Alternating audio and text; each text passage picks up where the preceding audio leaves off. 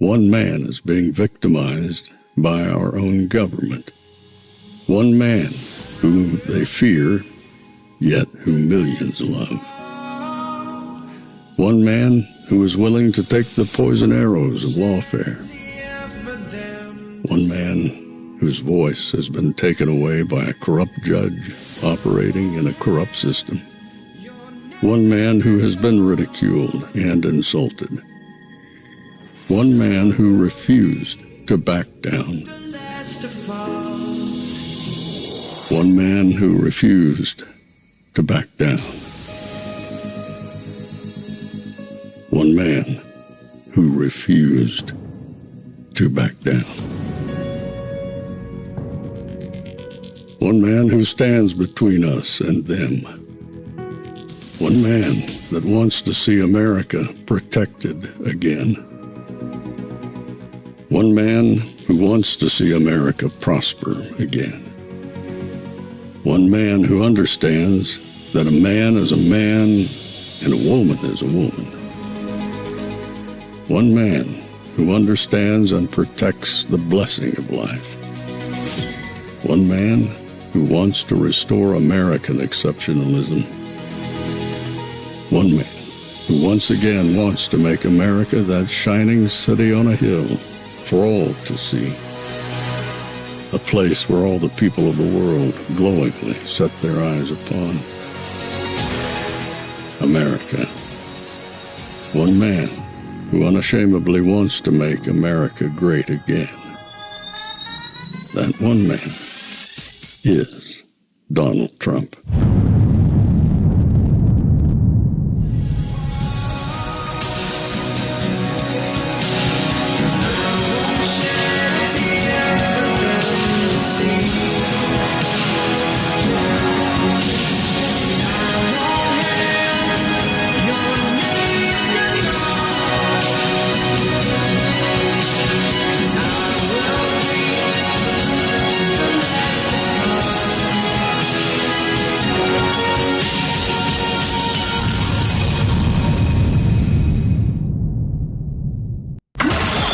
This is Fanfare with Barry Cunningham. There probably isn't another human being on the planet right now capable of providing more of an electric jolt to the Democrats' most winning coalition than President Barack Obama. Barack Obama really has become the country's chief explainer in chief, the person who wants to explain the moment we're in, the position we are, the stakes. He's obviously one of the best, if not the best, orators in politics that we've seen in many years.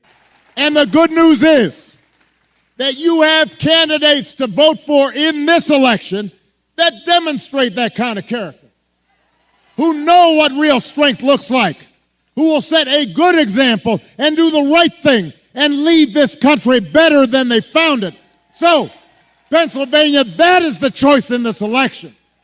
It's not just about policies that are on the ballot. It is about values, and it is about character. So whether this election is making you feel excited or scared or hopeful or frustrated or anything in between, do not just sit back and hope for the best. Get off your couch and vote. Put down your phone and vote. Grab your friends and family and vote. Vote for Kamala Harris as the next president of the United States. Vote for Tim Walz as the next vice president of the United States. Vote for Bob Casey and this whole incredible Pennsylvania Democratic ticket. Help your friends and family members and neighbors and co-workers do the same. Because if enough of us make our voices heard, we will leave no doubt about the election outcome. We'll leave no doubt about who we are and what America stands for. And together we'll keep building a country that's more fair and more equal and more just and more free. That is our task. That is our responsibility. Let's go do it. Thank you, Pittsburgh. Communities. I can't stand that man. I don't know. I guess I'm one of the the black men who's supposed to admire and bow down to Barack Obama. Yesterday I did a show about Elon Musk and certain words that are now being used, and you could almost see when things changed, when Obama got involved with doing different things. He's an embarrassment to me. I know there are some people who just regard him as like the best president ever solely because he was black, solely because he was a good orator. But now, what he's been relegated to is a relief pitcher. They're coming in and asking him basically, hey, stop the bleeding. Do what you can do. These guys are teeing off on Kamala, and I don't know what we're supposed to do. Well, you're not helping. In fact, you walked out there in all your glory of being the best black orator, vice past president, and all you did is throw some dirt, more dirt on the casket. It's not working. You're running out of ideas, you're running out of time, and nothing is working. In fact, what you did was actually piss off black men. Imagine that. You did the exact same thing that Dementia Joe did a couple years ago. You basically came out, you ain't black if you don't vote for Kamala Harris. That's what he basically came out and did. Listen to this. Is that we have not yet seen the same kinds of energy and turnout in all quarters of our neighborhoods and communities as we saw when I was running. So, I'm upset because you guys ain't doing what you're supposed to do. Like when I was running, y'all came out there and you supported me. You got your other brothers in the hood to support me. But now, Kamala Harris is running and y'all ain't doing what you're supposed to do. Did it cross your mind, Barack, that maybe they don't like her? Maybe she's a phony? Maybe she's a fraud? Maybe, and I'll be the one to say it, maybe because she's a black woman. Oh, that's some third rail stuff right there.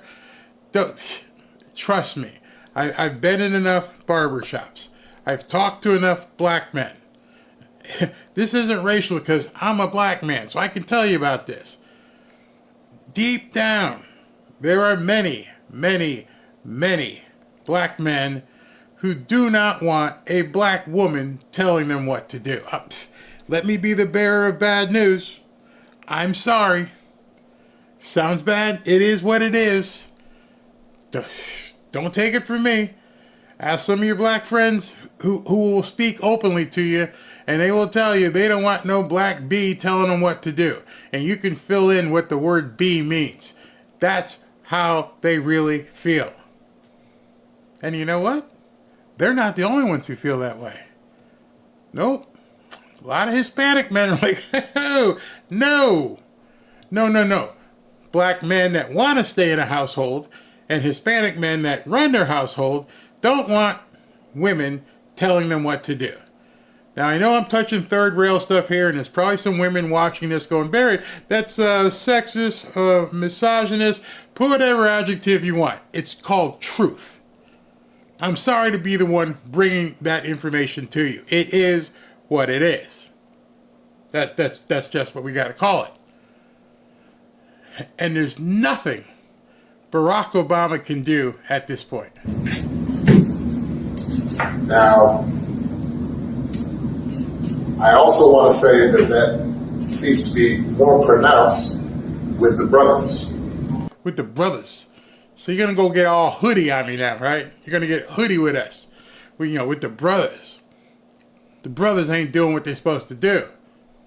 Dude, number one, you ain't my brother. Trust me, you ain't my brother. And number two, this isn't Superfly movie. No, it ain't none of that, yo. So if you don't mind, just for a second, I'm going to speak to y'all directly. Just in the mannerisms and way he's speaking, I would have been like, save that shit. Okay? I'm a college-educated black man. Stop with that hood stuff that you're trying to talk. You're talking to the wrong audience. And say that when you have a choice that is this clear, when on the one hand you have somebody who grew up like you, knows.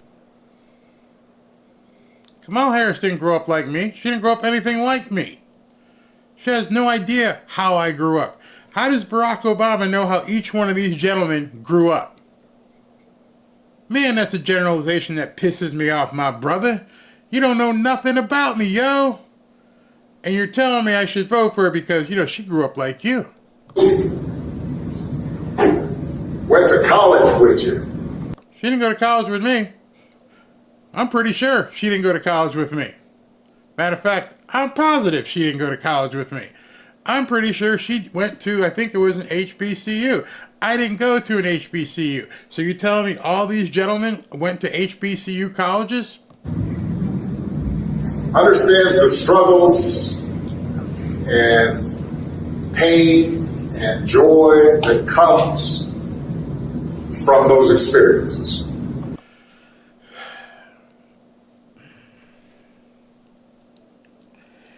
I don't care if you're white, black, green, if you come from Mars. Isn't that just called life? Struggles, pain, joy. She understands all that. Well, she understands life. Is that what you're saying? Because it's not, indicative of black, white, or green people. You just described life in general. What are you talking about? You make absolutely no sense, Barack. He said to work harder and do more and overcome and achieves the second highest office in the land. Okay, wait a minute. Wait. So she had to work harder than who? I don't know who she went to school with. Obviously, she doesn't articulate well now. She didn't seem to work that hard. Don't know what her grades were. I've seen the videos of her hanging out with, Montel Williams as a side piece. I don't know if she worked harder or smarter there either. You're not telling me anything, Barack. You're just telling me as a black man, I have to do it because, she did it. And I'm offended. Barack. As a native of Chicago that watched your policies not do a single thing for black people, not anything for crime, not anything for a better way of living, it is insulting that you decided to get up here and pander us as black men for not voting for Kamala Harris. You are only voting for Kamala yourself because you have no choice. We both know that deep down inside, you wanted the open convention, but the optics didn't look good. We also both know that there were way better candidates that you guys could have went with for president, but you guys didn't. And so now they bring you out, the big guns, because they need you to come up here and clean up this mess. Because you know what? You are a well-spoken man.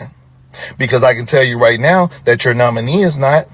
I can tell you that your nominee doesn't answer questions. Your nominee stutters all the time, and she spits out word salads. And you expect for us to vote for her. I'm black. I'm not stupid. I vote for policies. I vote for what's going to allow for my way of living to change. I vote so that everyone can have a chance and continue to be a free thinker and not have censorship. And then you got up here on this stage and insulted every black man in America. And it's not okay. And so he didn't care. Barack Obama does not care that he insulted just about every black man in America. He may be figuring it out today. He may be realizing it, seeing how people reacted to it, realizing, hey, this ain't 2008 anymore, is it? No, man. Click your heels. Ask Dorothy to take you back because this ain't your mama's Obama campaign. You were historic. You were the first black man running for president. This was supposed to be your party and everything else. And people cried because a black man became president. They didn't care that he was any good or knew anything. It was just because you were black. And you're surprised as hell that people aren't doing the same thing, falling over themselves for Kamala. We don't care that she's a sort of black woman. I don't care. I want to know what she's capable of. And other people are asking the same question. What can she do? Now, you guys are sitting here and you want us to vote for this administration, who has caused the highest inflation, grocery prices suck, and they let everybody in the border. And if I remember, Barack Obama, you were the deporter in chief. You deported over 3 million people.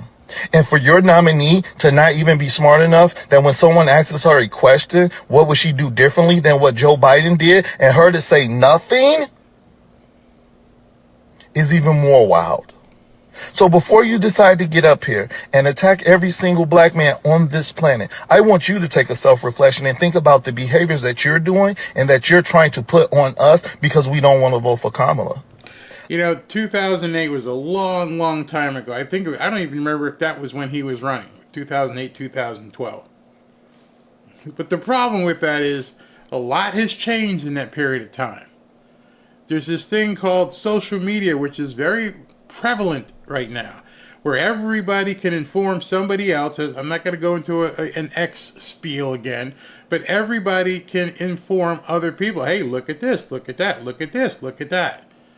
Didn't have that when you were running. You pretty much had complete, how you say, you had a captivated audience that wasn't looking elsewhere. And of course, the media did everything to do to basically lick your boot heels. The media is still doing what they're supposed to do. See, they haven't realized that times have changed. But now people don't care what the media says. And unfortunately, Mr. Barack, they don't care what you have to say. I want you to really look down deep inside of yourself and say, would you really vote for her if you wasn't a part of the Democratic Party? If it wasn't your job, would you really vote for her? I'm pretty sure you wouldn't. Because the scrutiny that you went through to become president, she hasn't even went through. No one voted for her. There's no scrutiny. She got asked that at the town hall in Univision yesterday. A gentleman in the audience said, can you say anything about how you were actually installed here? And she went into word salad. Some more stuff. I was in the middle class and Donald Trump Project 2025 and just completely avoids questions. At all. You guys inserted her. And so now here you come, being the sweeper in chief, to try to clean up the mess. But I got a surprise for you, Barack. We are going to continue to be free thinkers. We're going to continue to fight people who want to censor us. We're going to continue to be the people that we need to be because we are starting to arise. Because I don't like the word woke. We are starting to arise to the occasion so that we can create a better America where Democrats and conservatives and independents can live freely and prosperous. They don't want that. They don't want a free America. They don't want a coalition of independents, Democrats, and Republicans. That is the antithesis of what today's Democrats want. They want complete leftist ideology. And they don't look out for your best interest. Right now, we all know who they're looking out for. And these people don't even belong in this country. Funny. Barack, you didn't mention that. You didn't mention the impact that having 10, 15, 20 million people that came in under her watch. You didn't even mention how that impacts your brothers. Why not? Why did you not mention, hey, listen, I know you went to school with her, and we also had to bring in these other people who didn't go to school with her, so y'all going to have to share some life experiences and money. No, you didn't mention that. So your message is futile. Your message means absolutely nothing. And you're right, we do need to turn the page. Because the book that I'm reading right now, if I turn the page based on what Kamala said about her own self, I would be signing up to read the book a little bit longer for 4 more years. And that's not what I want to do. My, have the tides shifted? Are you kidding me? Barack Obama. I didn't vote for you either time. I saw right through you back then. And unfortunately, so many of my black brothers and sisters, my own family, they couldn't see through you. But now they can. You coming out trying to shame black men into voting for Kamala? Are you freaking kidding me? You sound like a slave master trying to get your slaves back on the plantation. Well, Barack Hussein Obama, I always appreciated the fact that Obama as an acronym could also be mentioned. One big ass mistake, America. You didn't do nothing for the black community when you were in office. You pandered to the LGBTQ community, though. Truth. Truth bomb. Speak it, David. Speak it. That's where it all started. He pandered to every single one of those fluffy-haired, blue-eyed, blue-haired, whatever they are, nose ring. Oh, yeah, he was dead on in that. Oh, yeah, you pandered to them. You lit up the White House in rainbow colors and everything. What'd you do for the black community? What'd you do for America? No. Other than just inflame the race tensions in America? Yeah, that's right. You invited Black Lives Matter to the White House. You shamed Dallas police. Dave's hitting hard here. He's hitting hard with truth. The kind of truth that you wonder, if you really are a brother, why didn't you bring all this stuff up, Barack? Why are you just basically pandering and trying to shame black people into voting for Kamala Harris for the sole reason, for no other reason? One reason is because of the color of her skin, or lack thereof.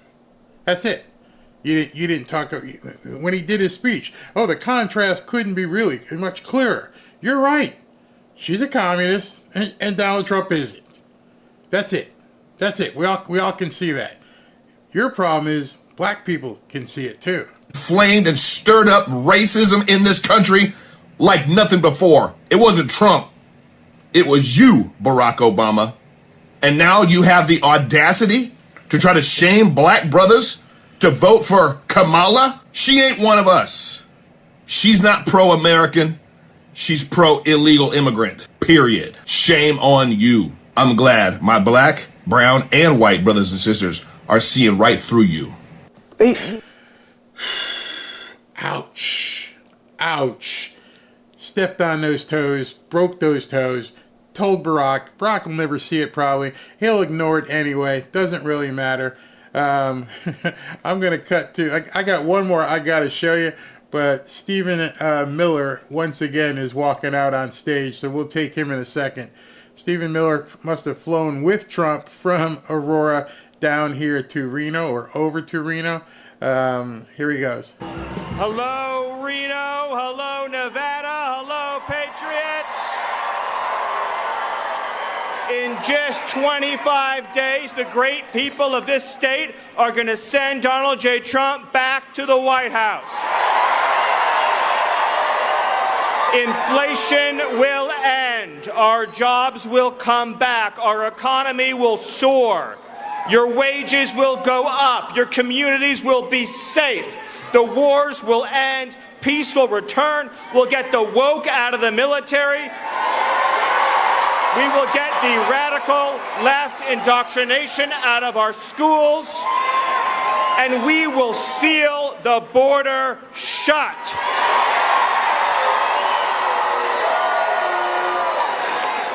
On November 5th, you will send Donald Trump back to the Oval Office to liberate the United States of America.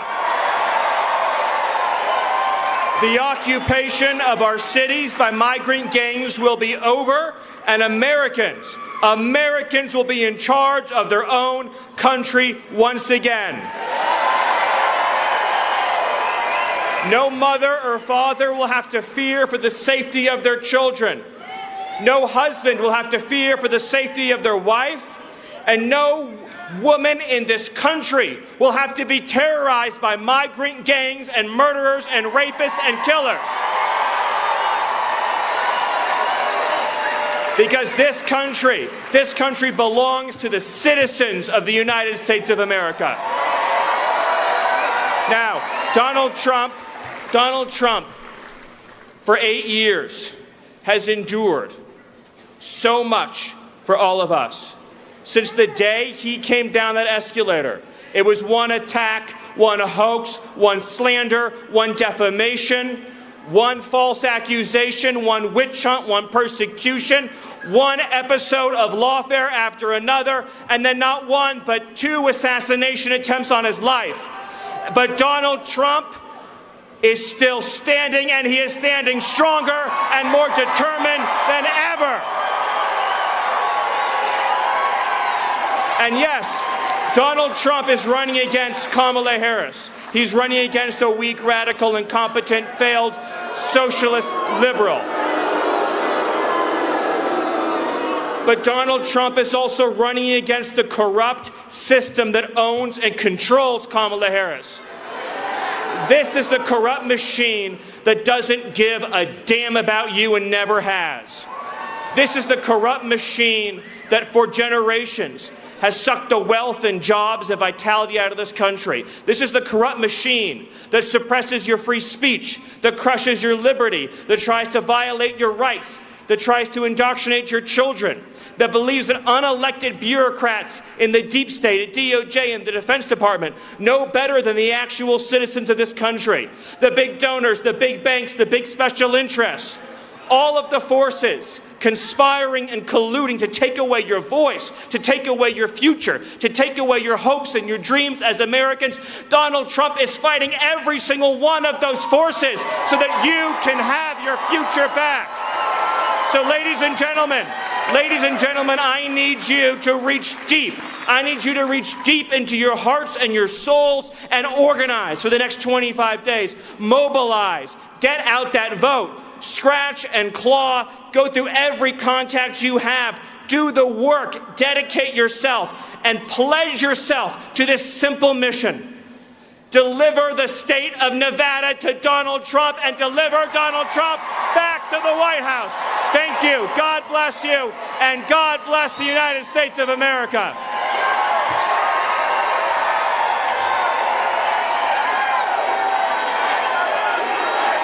All right, good speech. Good warm-up speech by Stephen A. I keep calling him Stephen A. Stephen Miller. Great speech.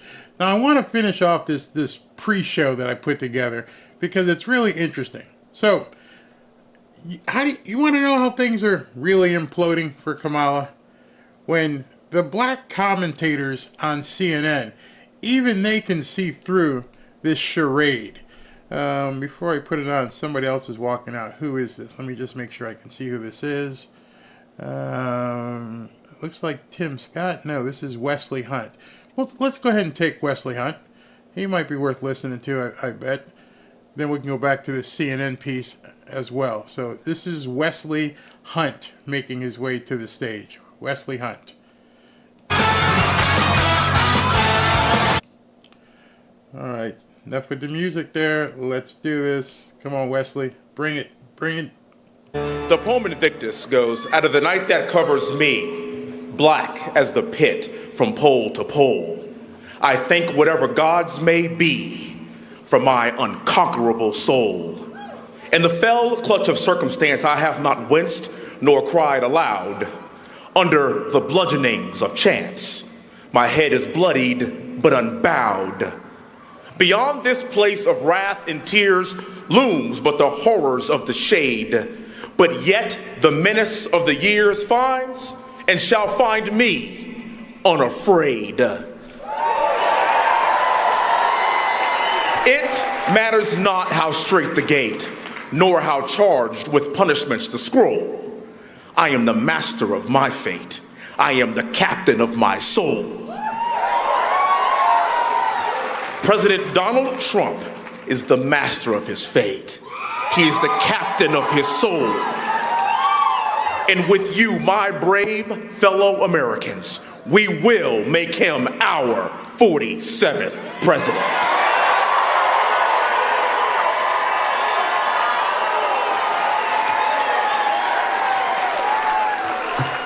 I've had the honor and the privilege of traveling with the president today, and I'm here to tell you he wants to fight for you every single step of the way.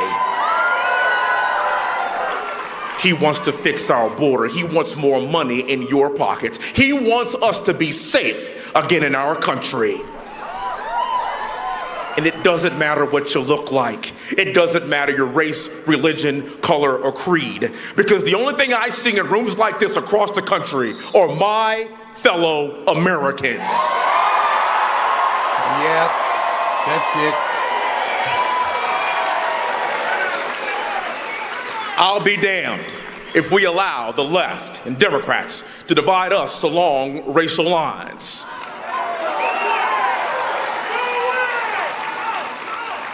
You see, I'm a West Point graduate. I'm a helicopter combat pilot. And ladies and gentlemen, I want to tell you something. I know a fighter when I see one. President Trump took a bullet for everybody in this room. And the unbending resolve that he displayed when he stood up and told us all to do what? Fight, fight, fight. We have a fight on our hands, ladies and gentlemen. We have 25 days until we get to dictate the future of this great nation. A nation that people are willing to die for. A nation that people are willing to sacrifice it all for. And what I do know is that the resolve of this movement that I have seen across this country will prevail.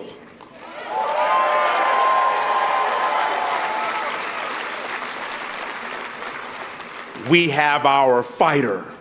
This is our time. And the day is always darkest before the dawn. And I went in with this. This is a country that's been through so much. This is a country that ripped itself apart in civil war. This is a country that became back-to-back World War champions. You're welcome, world. And yet here we stand. This is a country that went through the civil rights movement, and people like me get to stand before you today as a black man in a white majority district from Texas that President Trump would have won by 30 points.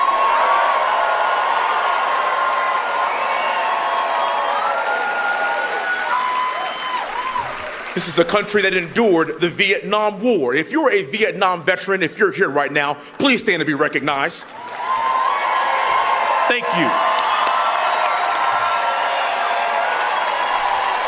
Thank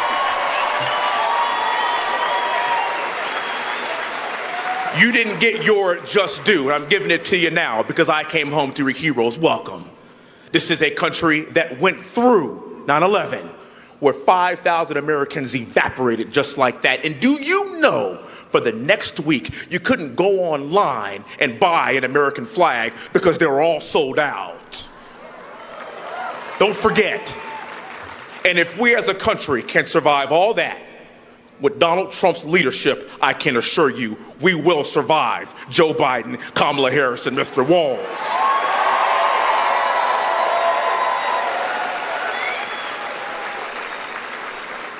We have our leader. We have our fighter. Ladies and gentlemen, we have a country to save. And I am so proud to be surrounded by my fellow patriots to do just that. May God bless you. May God bless Donald Trump. And may God bless the greatest country in the world, these United States of America. Thank you.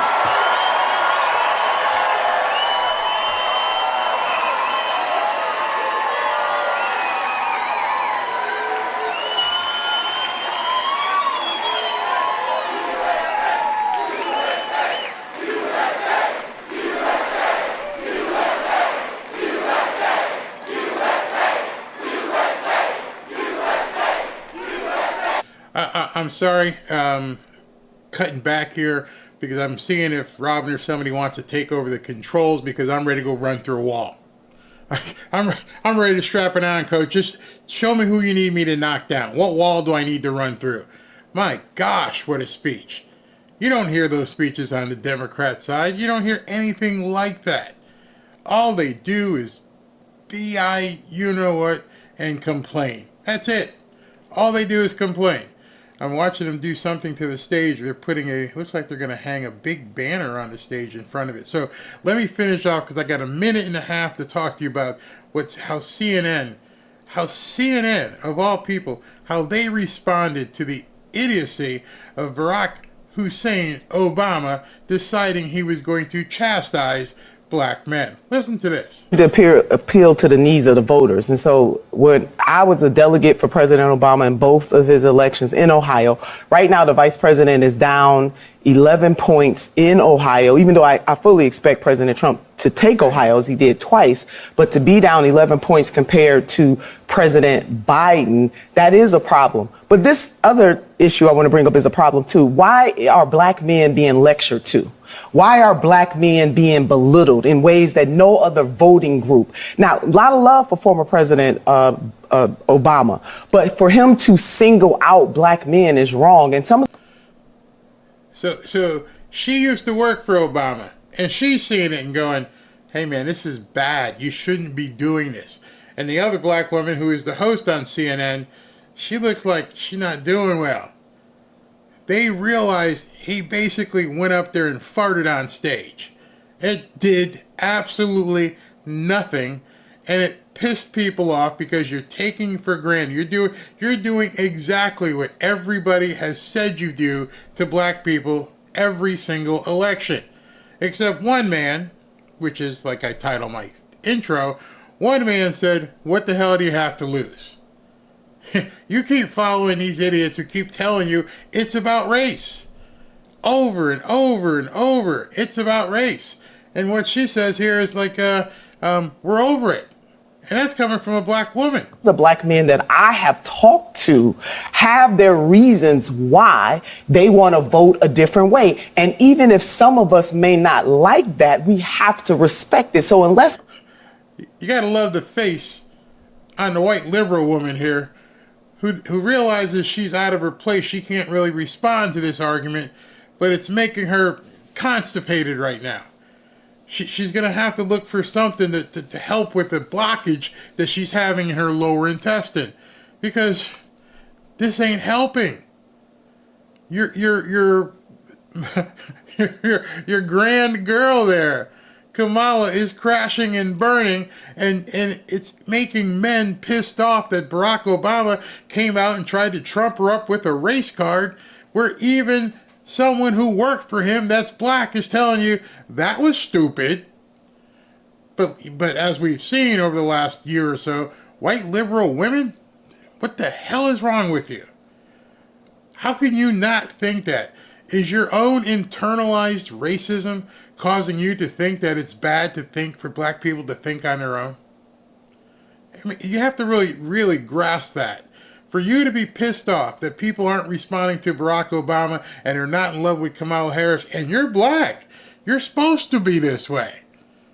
That's your racism, not mine. That's you being racist. President Barack Obama is going to go out and lecture every other group of men from other identity groups. My message for Democrats is don't bring it here to black men who, by and large, don't vote much differently from black women. Boom. Just boom. That's all I can say. They completely laid an egg with that. What a huge, massive mistake. And that just shows you they have nothing new. They have no new ideas. They run the same old game plan over and over and over.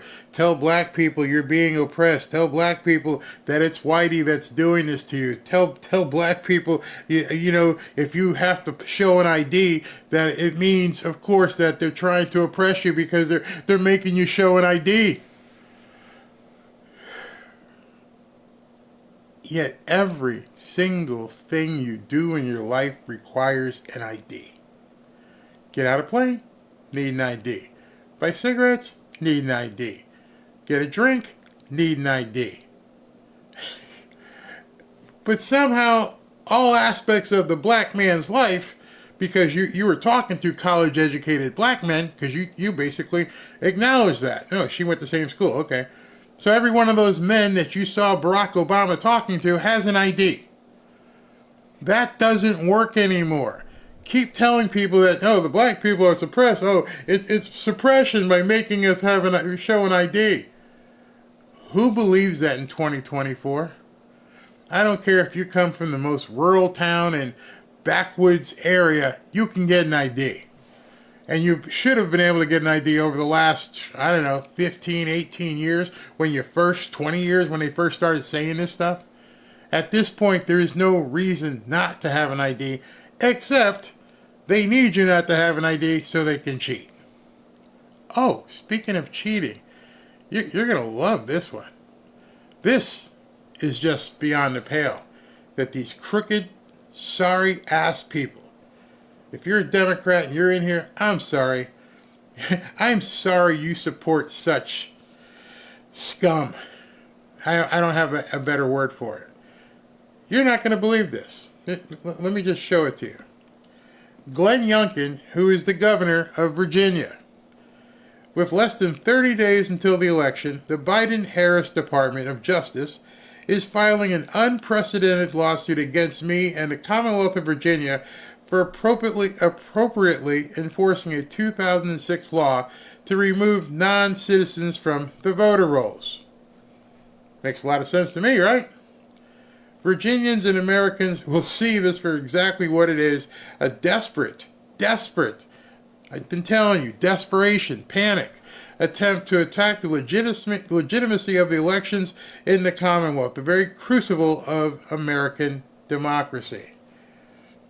So just so you know, let me break that down into very succinct words.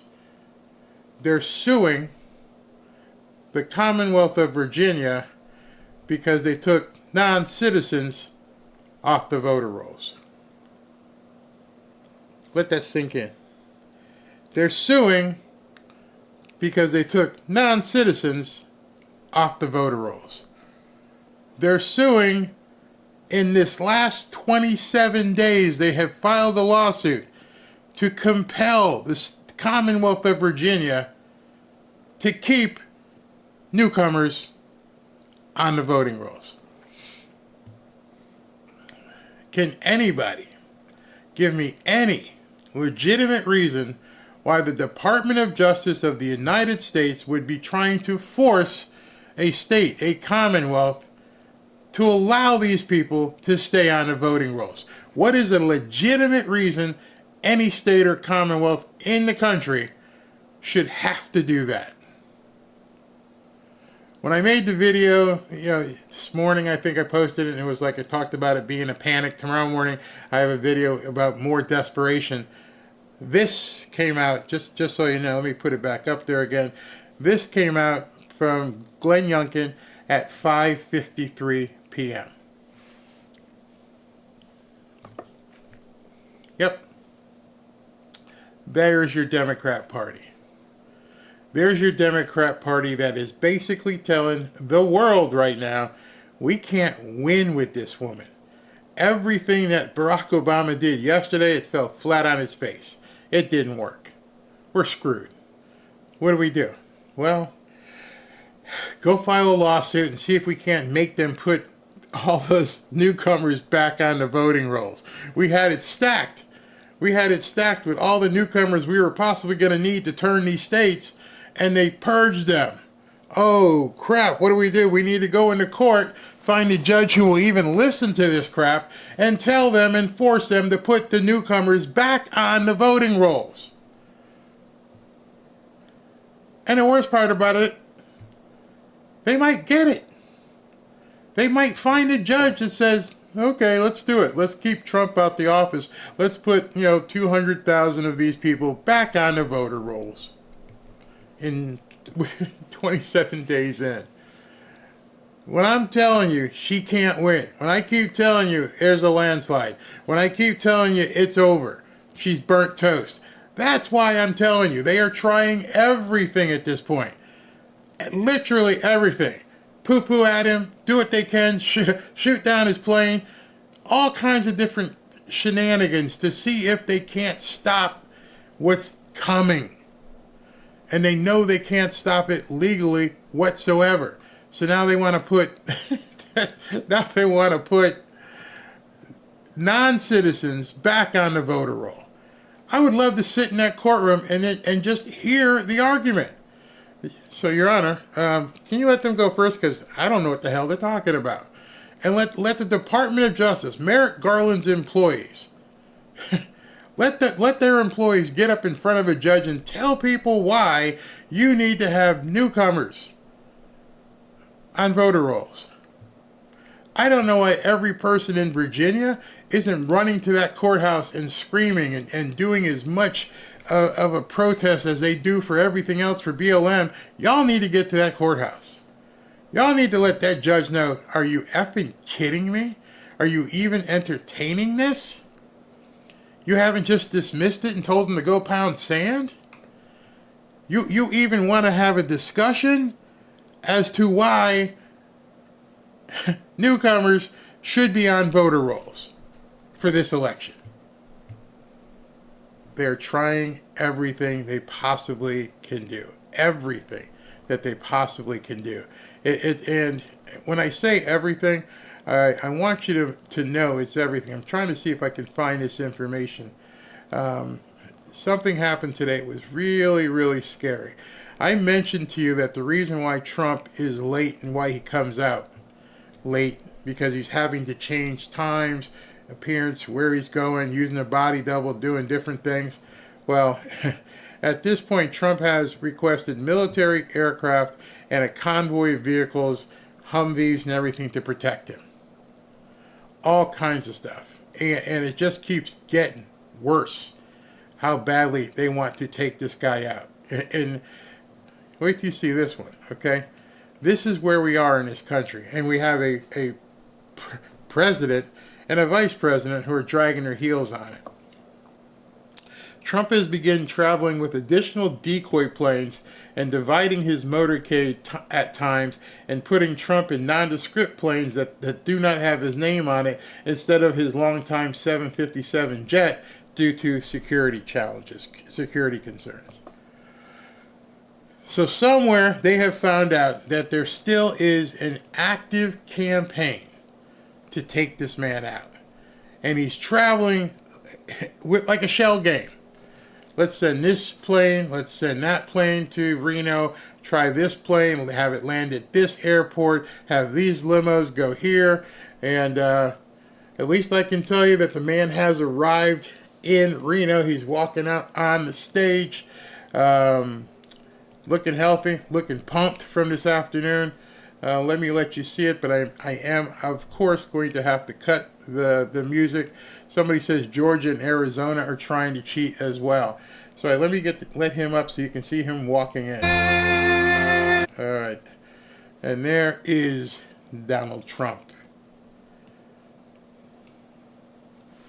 I can't believe it. I can't believe this man is having to jump through hoops just to stay alive. Doing everything he possibly can because they won't stop trying to kill him. They will do everything in their power to take this man out. It just doesn't make... This is the United States. This is the United States in 2024. And you're telling me we can't protect this man? We have to use decoys?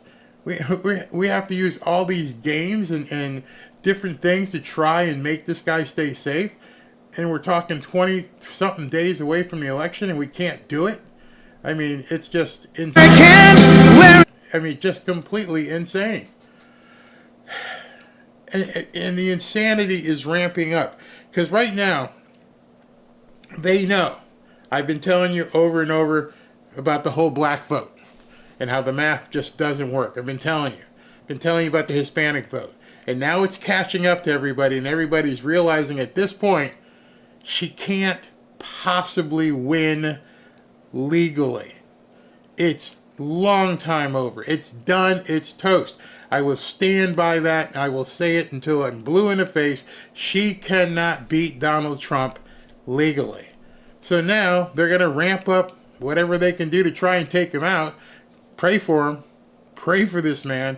And they're also going to try and get as many of these states and force them to allow newcomers on the ballot. Supreme Court's back in session. I'm pretty sure at this point this is going to make its way to the Supreme Court. All right, Donald Trump is taking the stage. I think the music is over. Waiting for him to say hello. He's smiling. This guy is pumped. He knows he's got this. He has got this. Hopefully, these judges, maybe it goes to the Supreme Court immediately. I'm pretty sure I'm hearing that his big 400, 500... Very big hello to Reno, Nevada. It's great to be back in this beautiful state with thousands of As usual, let me know about the volume as soon as you can. patriots. Thank you very much. Nice crowd, big, beautiful crowd. We always have a good crowd in Reno. We love it. Before we begin, I want to send our love to all of the people back east who are recovering from two really devastating hurricanes.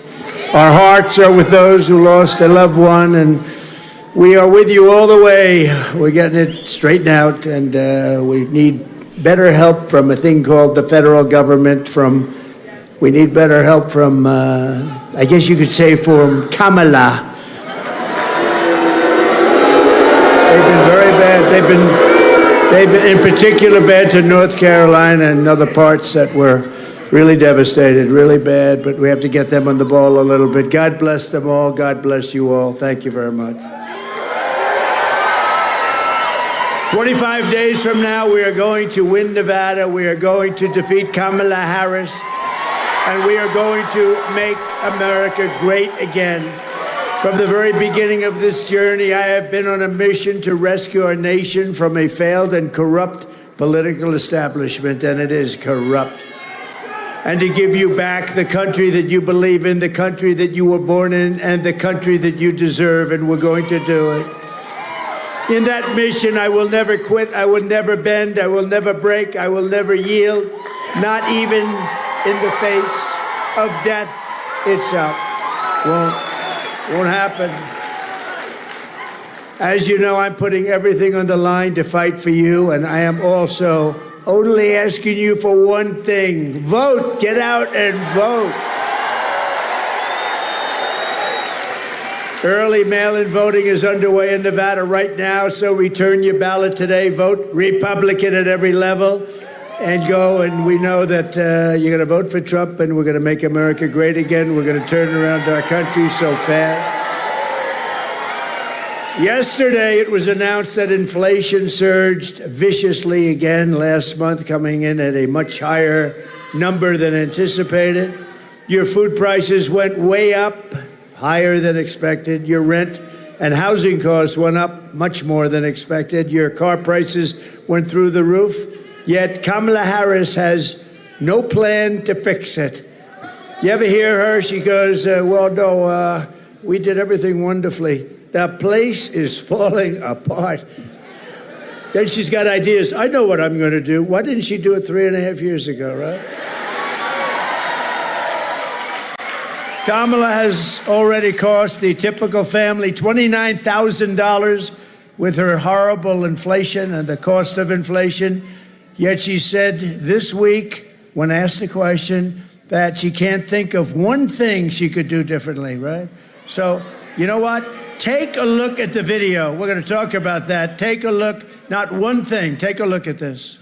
Stood there on the tarmac watching you check your watch. The chaotic and deadly U.S. evacuation from Afghanistan stunned Americans and the world and cost the lives of 13 U.S. soldiers. Would you have done something differently? There is not a thing that comes to mind. More than 13,000 illegal immigrants convicted of murder have been caught at the border and then released into the United States. An Afghan national is in custody today after being accused of plotting an election day terrorist attack. The suspect entered the U.S. on a special immigrant visa. Gut-wrenching new details in the murder of Georgia nursing student Laken Riley. The illegal immigrant suspect, who cops say committed the heinous murder, is a Venezuelan national who crossed the unsecured southern border back in 2022. Two men investigators say are in the country illegally from Venezuela are charged with capital murder in the death of Jocelyn Nungaray. A fifth illegal immigrant accused of attacking two New York City police officers over the weekend showed no remorse or regret. Would you have done something differently? There is not a thing that comes to mind. Only 18% say the economy is in excellent or good condition. US inflation has hit a new 40-year high, increasing by 9.1% over the financial year. The cost of homes have spiked. Home buyers need to earn 80% more than they did in 2020 to afford a house. Were you the last person in the room? Yes.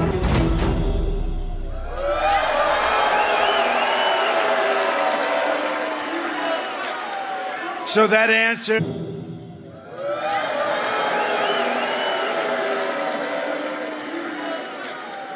So that answer that she would do nothing different is totally disqualifying. Our country is in crisis.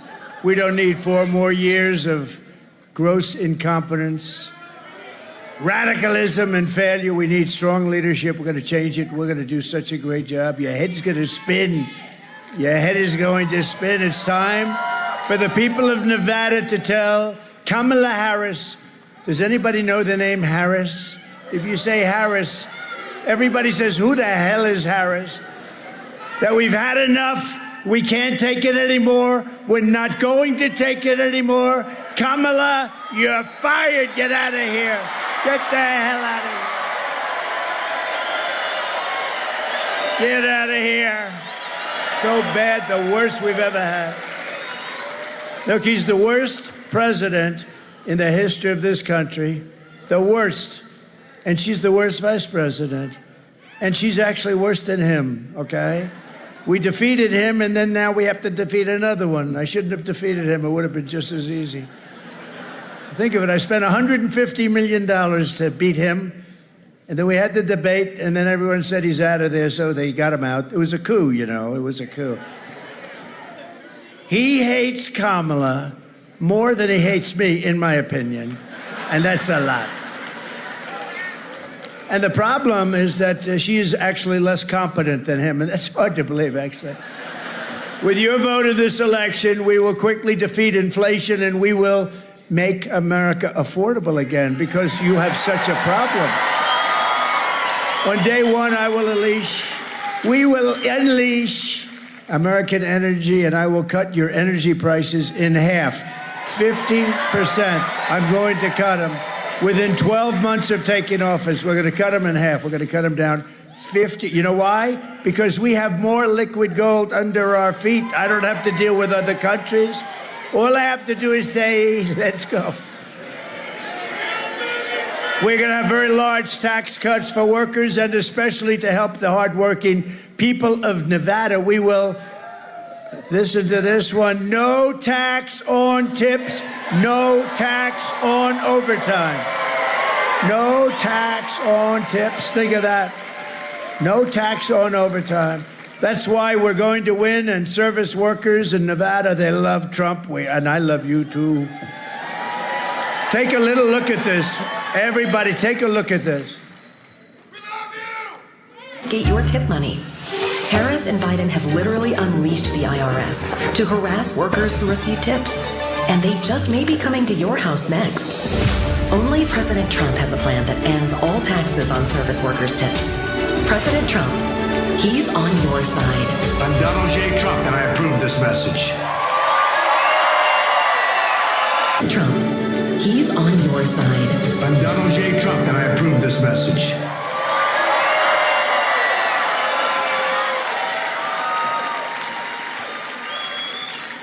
You know, what do I know? But this has to be the tipping capital of the world. I mean, you know, in some places I say no tax on tips, so we get, you know, nice. Here, I was in Las Vegas 2 weeks ago. I said, no tax on tips. The place went crazy. So you're the same thing. But also, no tax, think of it, on overtime. You do a lot of overtime, and that's a big thing. And for those of you who are seniors, now I wouldn't know about that because I'm not a senior. Michael, am I? No. I'll be a senior, what, another 10 years, 15 years? No, look, for the seniors, think of it. You've been destroyed on fixed incomes with inflation. They have destroyed you because of energy and because of the way they spent, like so stupidly on the Green New scam. But you've been destroyed, and now we have no tax on Social Security benefits for seniors. So. And we owe that to you, what they've done to this country. But, you know, I keep saying still the most important, the border. I mean, we can talk about inflation, and it's horrible. We can talk about it, but they let 21 million people in here, and many of those people, murderers, drug dealers, gang members, people from mental institutions. To me, you know, I watch, they say that the biggest thing is the economy and inflation. And the second biggest thing is the border and immigration. I sort of think it's maybe the other way around. Wait, we do a free poll. Ready? Which is bigger? Ready? I'll go border first. Border and immigration?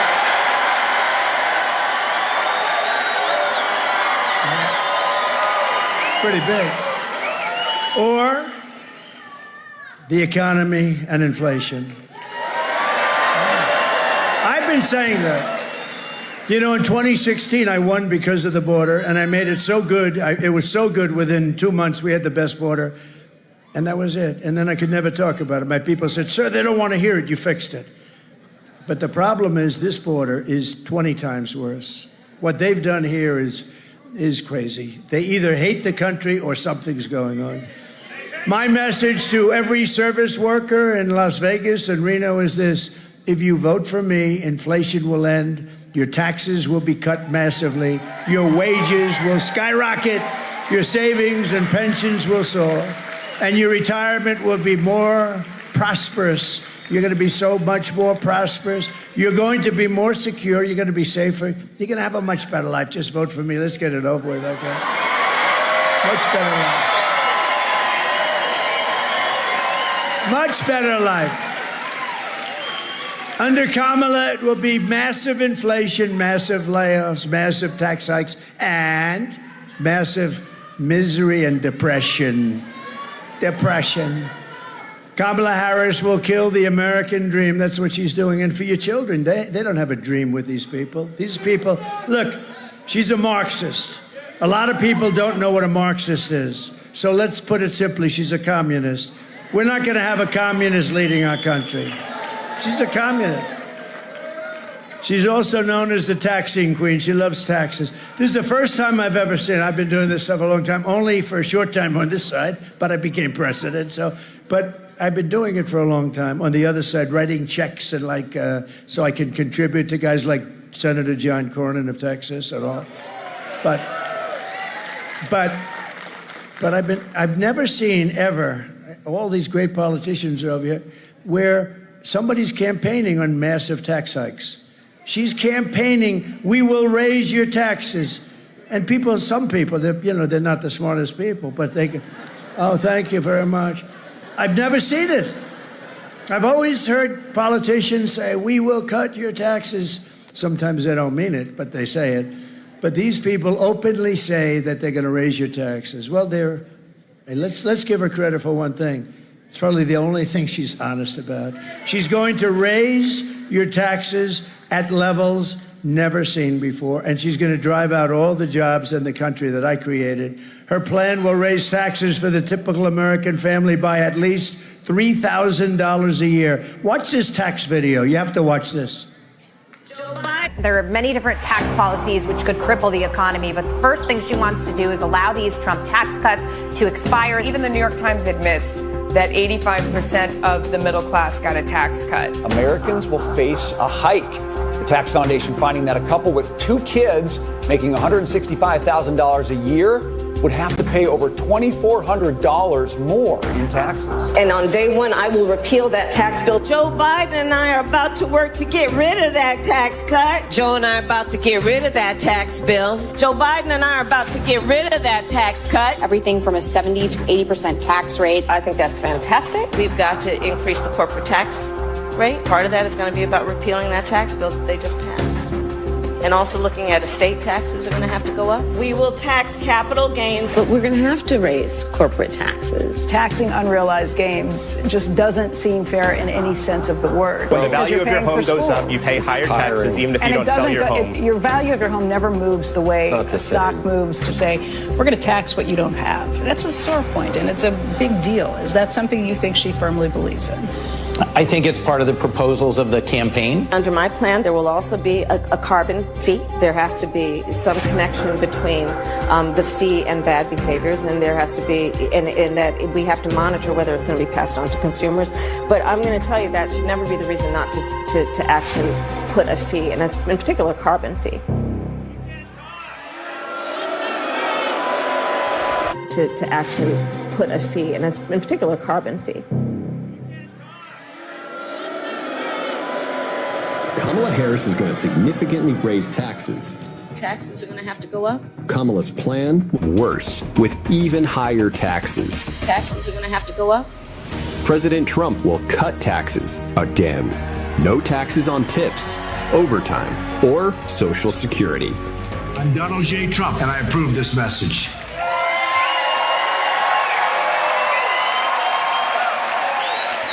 So she's looking to increase your taxes.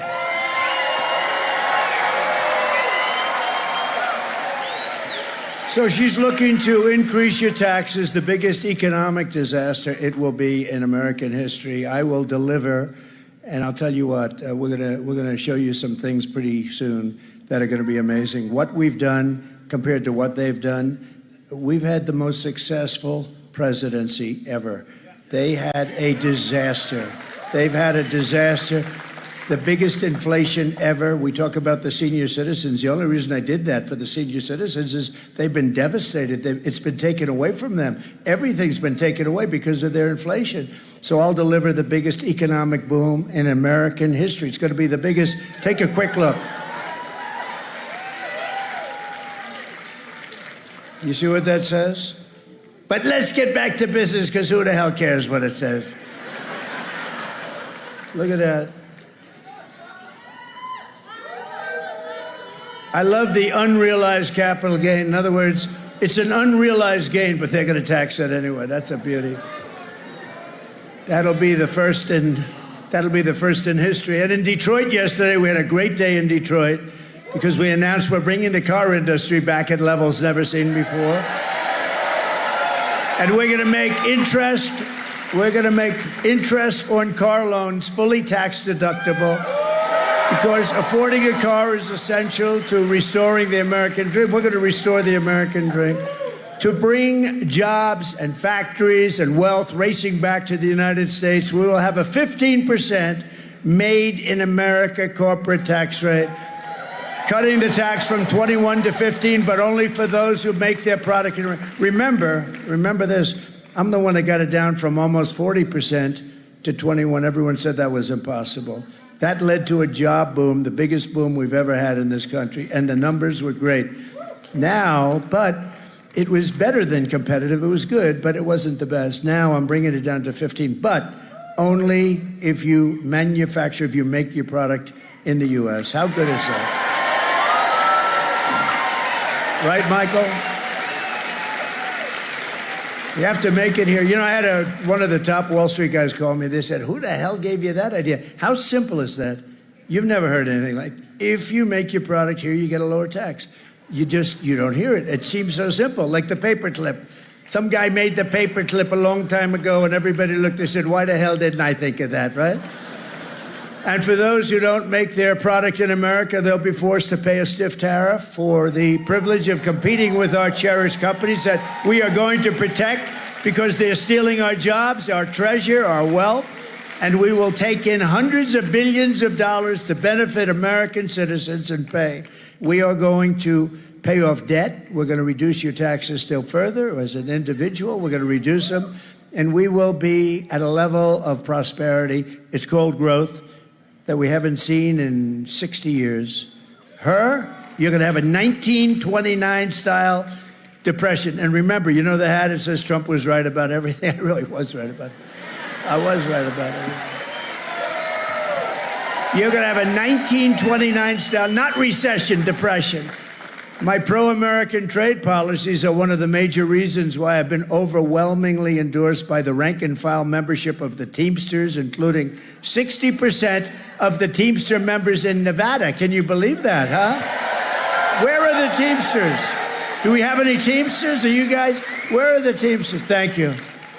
They're good people. Traditionally, they go Democrat. But we got all over the nation, they endorse Trump, along with the police, along with the firefighters, along with everybody. Along with anybody that's sane. We got, don't forget, we're the party of common sense. We really are. You need a wall. You need good elections. You need a fair press. You need a lot of good things. You need a lot of good things, and we're going to have very good things. And you don't need criminals coming into your country either, by the way. So as we rebuild our economy, we will also restore our borders. And I've just come from Aurora.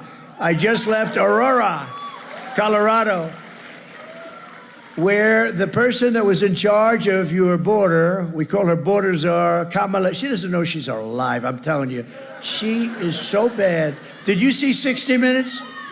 So I've done 60 Minutes many times. I even had the great Mike Wallace, who was actually a great one. Mike Wallace, the toughest of them all. He gave me a great one. But she was interviewed. Her answers were so bad that they put other answers in. They don't do that for me. You know, we're just the opposite. Her answers, they take it away and put new answers in. My answers, they just cut them up so that instead of 4 sentences that are perfect, it's 1 sentence that proceeds back, and all of a sudden, I used to say to him, why did you cut the hell out of my paragraph? You know, I do the weave, right? Always a weave, right? And always end up in the right location. But I said, why did you do that, 60 Minutes? And remember, I had with Leslie Stahl a big fight.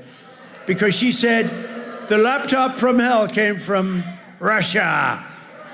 And I said, Leslie, it came from the bedroom of Hunter Biden. It didn't come. And then I proved to be right, and I'm still waiting for them to apologize. But I'll tell you, what they did with her, I believe, is the biggest scandal in broadcast history. I do. If that were me right now, I probably wouldn't be allowed to speak. They'd have me tied up someplace like, sir, would you come this way, please?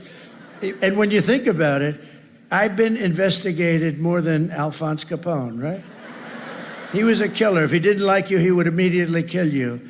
I've had more investigations. These are corrupt people that we're dealing with. But what happens is this. What CBS did and 60 Minutes did, think of it. Her answers were terrible because she's only, and I say it very respectfully, she's not a smart person. And we've had 4 years of that, and we can't have another 4 years because Russia and China and everybody, they're eating our lunch. We can't have another 4 years. So I don't get it. I don't get it. And oh, by the way, we're leading in all the polls. Yeah. We're leading, so we're leading, but we have to make it too big to rig, right? Too big to rig. We're leading by some pretty good margins, too. Michigan, we're leading, the car industry. Those auto workers love Trump because, you know, we'll be ending that electric mandate very quickly.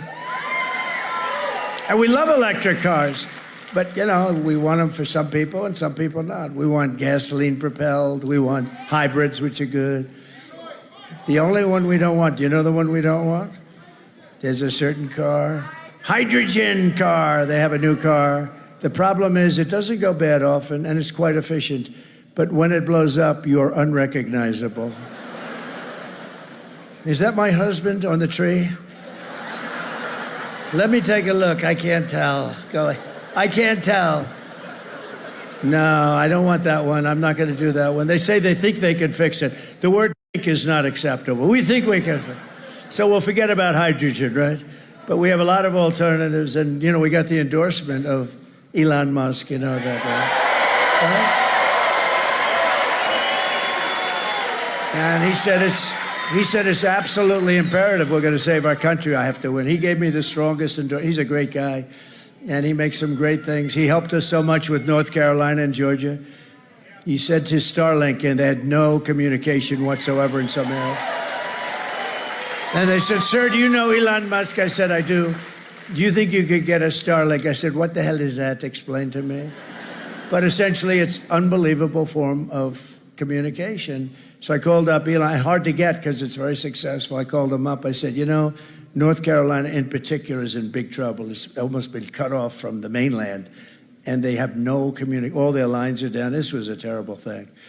And the government's done very little. The federal government's done nothing. She's done nothing. She was like she's doing interviews on these stupid shows, and she's got to get there because they really have problems. But he said, well, I'll tell you. And we talked for about a second, and then I get a message from the people in North Carolina. We want to thank you that the Starlink will be coming soon. I said, Elon, how did you do that? We're talking. You agreed to do it, and now I get a call before we hang up. that they expected to be delivered. Nah, he's a great guy. He's a great guy. Saved a lot of lives. He saved a lot of lives in North Carolina. He helped the governor of Georgia. Georgia governor's doing a very good job, but they helped the governor of Georgia with the Starlink a lot.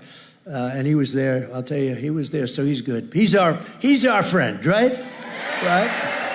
Kamala Harris has imported a savage Venezuelan prison gang. Other than that, they're fine people.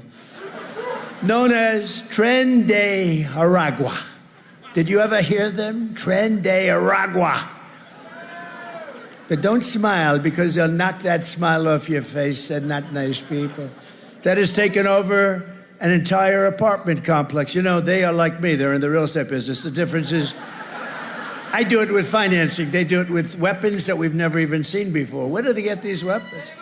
And is terrorizing the residents at a level never seen. They literally walk in and tell them, get the hell out of your apartment. They took over complexes. And they have a radical left governor who's petrified. He doesn't want anything to do with it. He's afraid.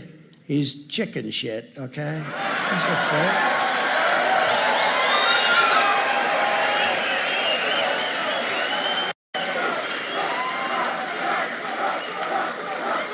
They're breaking down doors. They're collecting the rent. Isn't it nice? They just come over from Venezuela. They are collecting the rent. Do you think and you know what the landlord said? Whatever you'd like, sir. You'd like to collect my rent, whatever you want. No, they are actually going around collecting the rent from now on. Let me tell you, if I were president now, those guys would be out of here before you left this room. Send them back. We're sending them back. But they're shooting people. They're smashing jaws, breaking skulls. Watch this video. You're not going to believe it. Open borders, deadly consequences. Border crisis. Record high crossings are putting a strain on cities across America. It is a full-blown invasion. Armed Venezuelan gang members storming an apartment complex in Aurora, Colorado. When people talk about migrant crime, this is what they're talking about. Biden and Harris had created a program to bring them in under humanitarian parole. I am in favor of saying that we're not going to treat people who are undocumented across the border as criminals. More than 13,000 illegal immigrants convicted of murder have been released into the United States. My 20-year-old daughter, Kayla Hamilton, was murdered in her own room. Kayla's murderer was apprehended by Border Patrol crossing illegally into the U.S. Kayla's murderer had been improperly released into the United States. Abolish ICE. Yeah, we need to probably think about starting from scratch. An Afghan national is in custody today after being accused of plotting an election day terrorist attack. The suspect entered the U.S. on a special immigrant visa. More than a dozen people suspected of being Tren de Aragua gang members right here in San Antonio. The gang members had been terrorizing the apartment complex. New details in the murder of Laken Riley. The illegal immigrant suspect, who cops say committed the heinous murder, is a Venezuelan national. And was paroled and released into the country by the Biden administration. Two men investigators say are in the country illegally from Venezuela are charged with capital murder and the death of Jocelyn Nungaray. Court documents suggest a group of men arrested for beating and robbing a Dallas woman last month are members of a Venezuelan street gang. Manuel Hernandez was booked by Colleyville police just 2 days earlier and released the day before the robbery. These are our new citizens.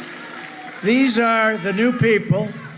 These are the people that we have coming into our country, and we're now known as, and all throughout the world, as an occupied country. We're an occupied country, can you believe it?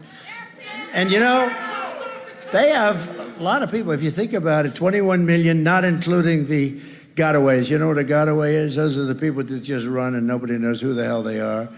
But we have 21, think of this, 21 million people, 13,000 murderers, to be exact, 13,099 murderers, the biggest drug lords in the world. They got them all out of Caracas, Venezuela. Do you know that Venezuelan crime went down 72%? Because they put all their criminals into the good old USA. We're not going to stand for it. We're an occupied state that refuses to let our great law enforcement professionals do the job that they so dearly want to do. You know, the law enforcement wants to do the job. They really want to do the job, and they're not allowed to do the job. They want to do it so badly, they're so good, but they don't want to lose their pension. They don't want to be fired and lose everything, lose their family, lose their house. But to everyone here in Nevada and all across our nation, I make this vow to you. November 5th, 2024 will be Liberation Day in America. Liberation Day.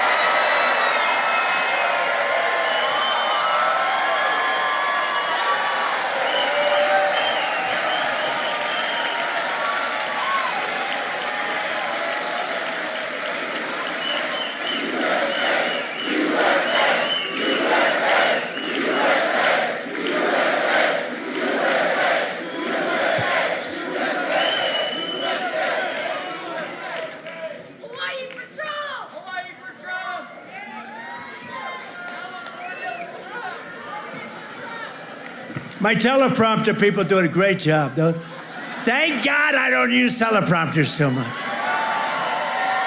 These people,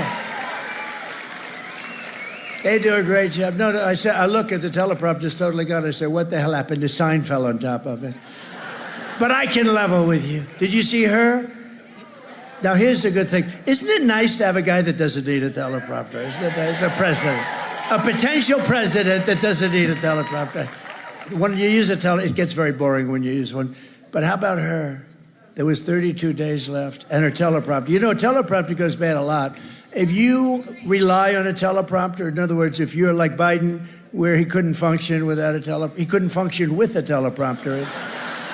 But if you need a teleprompter, like to, do like she did, it was just announced. Did you see the picture? She did a town hall using a teleprompter. You can't do that. No, think of it. You're walking around, there's no teleprompter. She's reading a teleprompter. It's following. Oh, it's terrible. You can't have her as your president. You can't have her as your president. But did you see where she was 32, right? It was 32 days. So she's going, and I'm watching her. I said, what the hell's wrong with her? She goes, 32, and the teleprompter went on. She meant 32 days till the election. So she goes, 32, 32. 32, 32, 32, 32. I said, what the hell is wrong with her? I called the First Lady. I said, First Lady, what the hell is wrong with her? 32. And then, thank goodness for her, the teleprompter kicked back in. But usually it doesn't kick back in. Usually it doesn't. It's, you got to be out there. I would say 5% of the time, if you want to do this professionally, like if you want to run for president someday, no matter how good you are, because I have a guy, Gabe, he's excellent. I've had some real bad ones, but I have Gabe. Some of the bad ones, they go so fast. I will go and pop. I say, slow the damn down. No, a good one is really like gold, right? But I don't use them that much because I find it's very boring. The concept I use, but I don't like it. But if you want to run for president, you have to assume that 5% of the time, even if you have good people, you're not going to have a teleprompter. For instance, when you do outdoors, I was with Bernie Moreno. He's doing very well for the Senate. And I think he's going to win in Ohio. He's got a chance. And I'm way up. And I went out, and I didn't want to do it because I said the weather's too bad, but that's okay. I did it. We had 45-mile-an-hour winds. This is in Ohio. That's like, I thought we were in Scotland, actually. And the teleprompters were bending because they're not strong. They're bending. They're going over. And that didn't matter because within about 2 minutes, they blew off the stage. They actually blew away. And we had 50,000 people. I'm standing there like this. I didn't have any notes, nothing. And you know what? He won the election. Thank you very much, President Trump. He won the election. And other than a few people that saw the things flying away, they flew away beautifully. Nobody even knew. So anyway, no, there's something wrong with her. When you can't get up and make a speech like normally, like with all the work we do, you think you could, for 40 minutes. Well, she makes very short speeches, too. Do you ever notice they're like 10 minutes? It's, ladies and gentlemen, I'd like to thank you. My name is Kamala. And she, she'll speak like so routinely. And I hate the word they had word salad, the words. I don't like the sound of it, but it's sort of true. You know, they're just words. They're put together. They don't mean anything. How the hell can we have a person like this to be our president?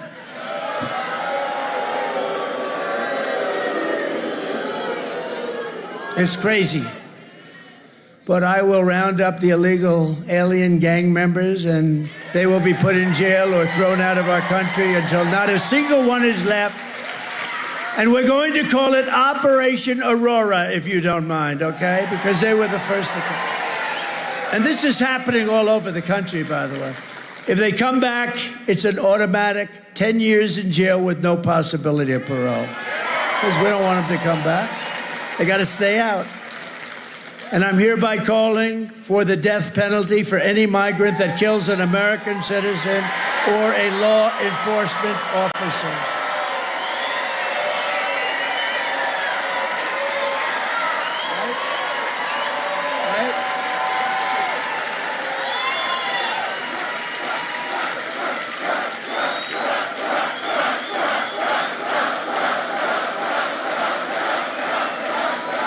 Thank you very much. No, we have to do that. We have to do it. They're violent people. These are violent. Remember when Kamala said, people that come into our country are far less likely to commit a crime? Really? The fact is, they make our criminals look like very fine people. And that includes our murderers. They are very fine people. These people make us look like a bunch of babies, okay? And we're getting them the hell out of our country. They're destroying our country. They're ruining lives. We're getting them out. Kamala's open border policy will destroy Medicare and Social Security for seniors because they're stuffing them there. They're putting them everywhere, but they're stuffing them in. She let in 21 million people and wants to make them all citizens. She wants to make them citizens because there's no way of telling. They have no records. They have no anything. They let them in totally unvetted. Everyone's coming in, the murderers and whoever. She wants to have them come in, and then they can loot, they can plunder, they can take everything that you've made in your life. They can destroy your lives. They can kill you. They can hurt you. She wants to make them all citizens. It's crazy. It's crazy. Remember, we're the party of common sense, and you know that doesn't work. A new study released this week found that if Kamala gets her way, illegal aliens will drain Medicare and Social Security to the tune of $2 trillion. In other words, they'll be useless, they'll be worthless. You won't get your Social Security worth, she'll kill it. And she has no idea, economically, with finance, she has no idea what the hell she's talking about. They ask her a simple question. When they asked her the other question, that was a disaster because she said, yes, I'll change a lot of things from Biden. And then she gets in trouble because he hates her so much. And she said, what do you mean you'll change? So now they're fighting. So she doesn't know what the hell's going on. He's angry. Her people want her to say she'll have nothing to do with Biden because he's a disaster. And then she wants to say that she's okay. But Biden doesn't want that. So they go back and forth. This poor woman doesn't know what the hell is happening. I will protect Medicare and Social Security with no cuts. We're not going to have any cuts.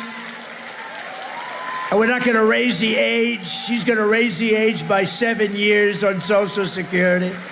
We're going to have no cuts whatsoever. And we didn't have any. And there'll be no benefits for illegals, by the way.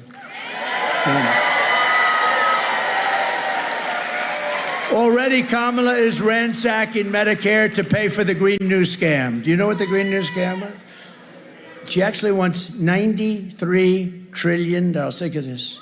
That's bigger than our budget for like 100 years. 93. You know who made it up? AOC plus 3. We said, did you go to college on the environment?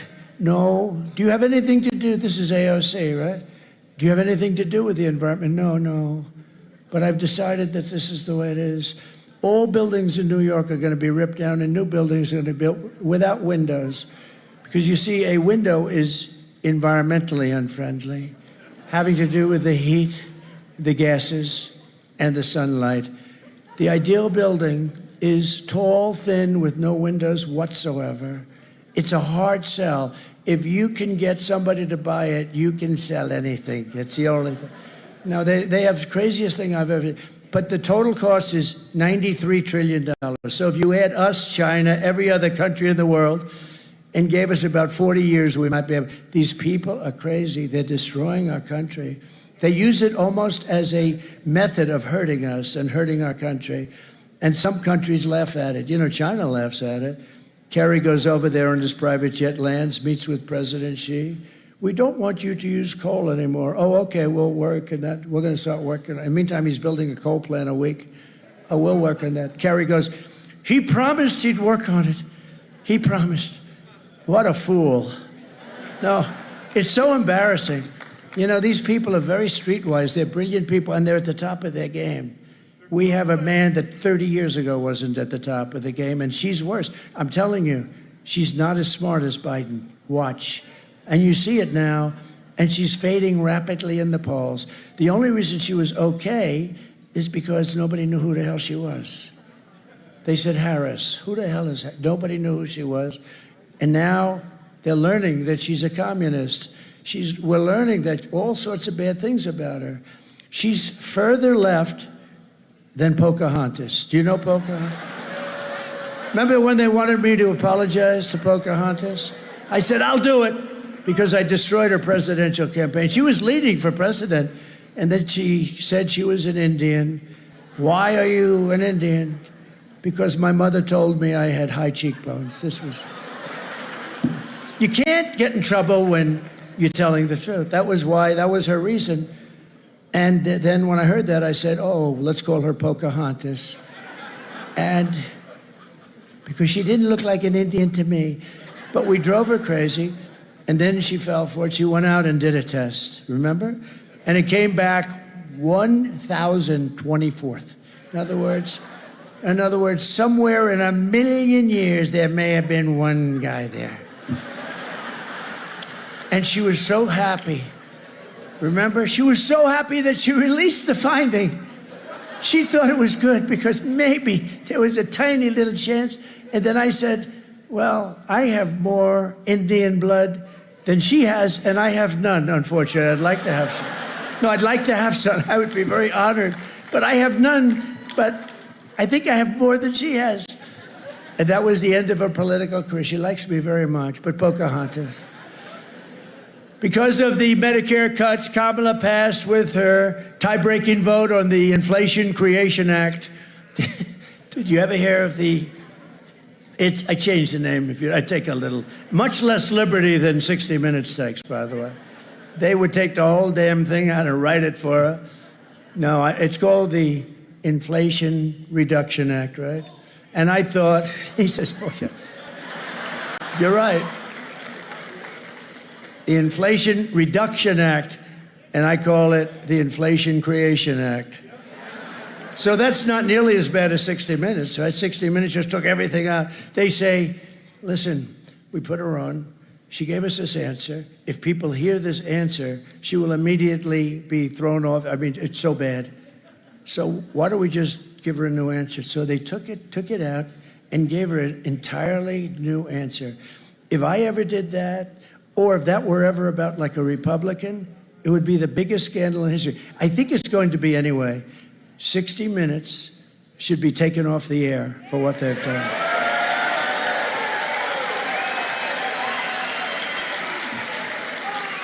It should be taken off the air. And you know what else, John? They should lose their license, because that's not just a little bad stuff. You know, they have licenses, these networks. They're worth billions of dollars. But the one thing is, it says you have to be honest. That's election interference. They're interfering with the election. Am I right? They should lose their license, and 60 Minutes should be taken off the air. Because of a vote, 560,000 seniors are set to lose their Medicare Advantage plans. Did you know that? Oh, did I ruin your evening? No, it's going to happen in the next few weeks. Because of her vote, 560,000 seniors will lose their plan. In other words, Kamala is shafting fixed income seniors on Medicare to fund $7,500 tax credits for rich people to buy luxury electric cars. You know, we're subsidizing this whole crazy thing with again, I love electric cars, but you can't do this. You can't do this. They don't go far. lots of little problems. They're made in China. We don't have the material. But you know what we do have? A lot of gasoline is down there. A lot of gasoline. I will stand up for our seniors and I will save Medicare Advantage. So seniors, you must vote for Trump or you're going to have a very unhappy rest of your life. But you got to get out and vote. You know, I learned the other day, I was saddened by it because I have the endorsement of the NRA. I have all the, I have everybody endorsement. So, but here I was saddened by this. Evangelicals, where I'm like at 90%, but they typically don't vote very much. In other words, they vote like 15, 20%.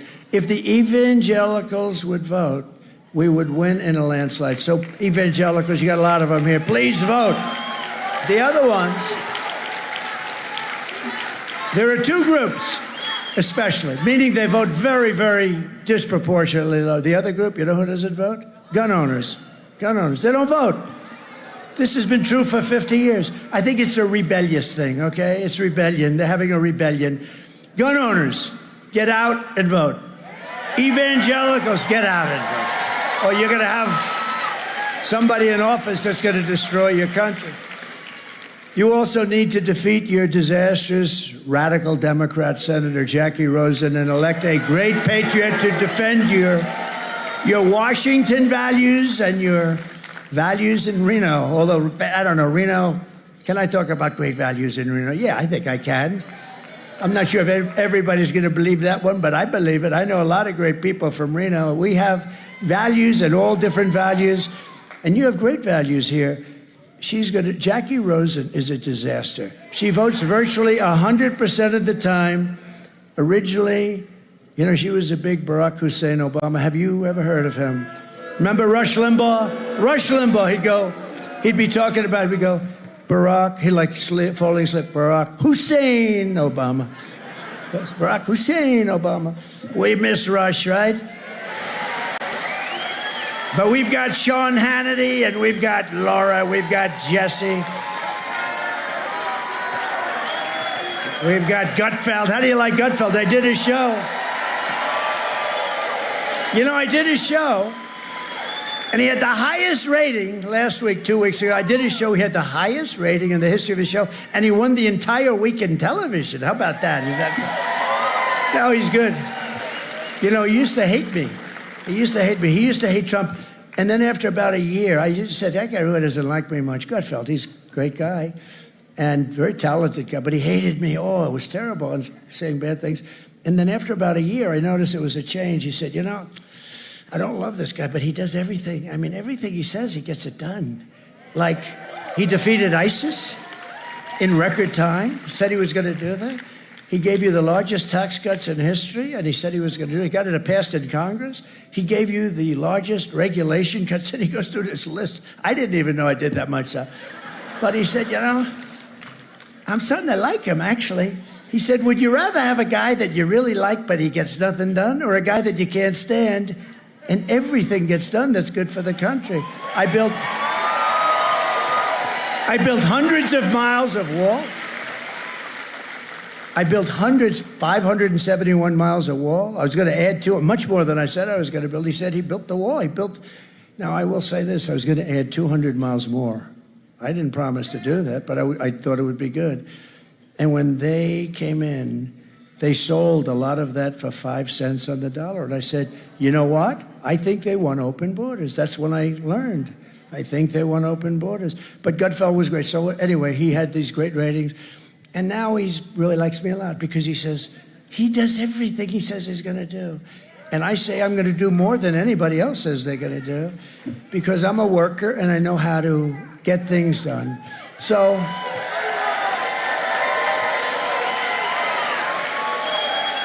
I would like you, if you would, because he's a spectacular man. And I'll be honest with you. Stan, would you stand up, please?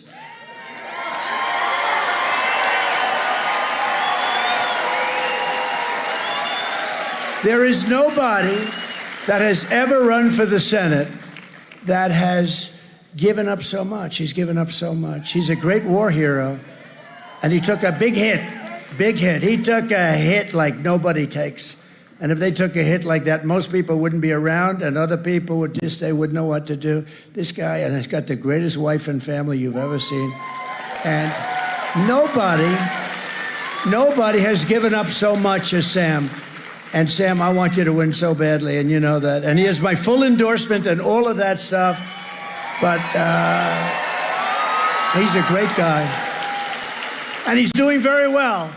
He's against an unpopular person that has no respect in Washington. So let's see what happens. But he has my total and complete, as I say, endorsement. Thank you, Sam, very much.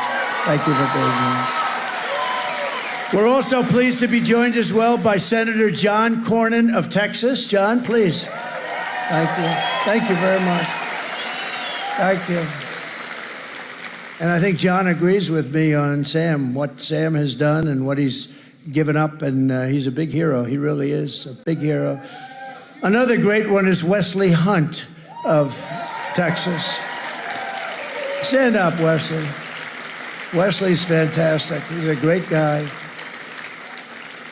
Mark Amadai of right here, right around here. Come on, Mark. Where is Mark? Thank you, Mark. Good job. He's a warrior. And a great football player and a great congressman. I used to watch him on the great Sean Hannity. Does anybody know Sean Hannity? You are right now on Sean Hannity because we're live on Sean Hannity. And he's great. He's great. He's one of the most successful guys in show business, and you wouldn't know it. He's a modest guy, but he's got some mouthpiece, so I got to tell you. He's modest, but those lips move. But we have some really good people, but Sean Hannity is great. And that whole group, Jesse, has been great. Pete Hegseth, Rachel.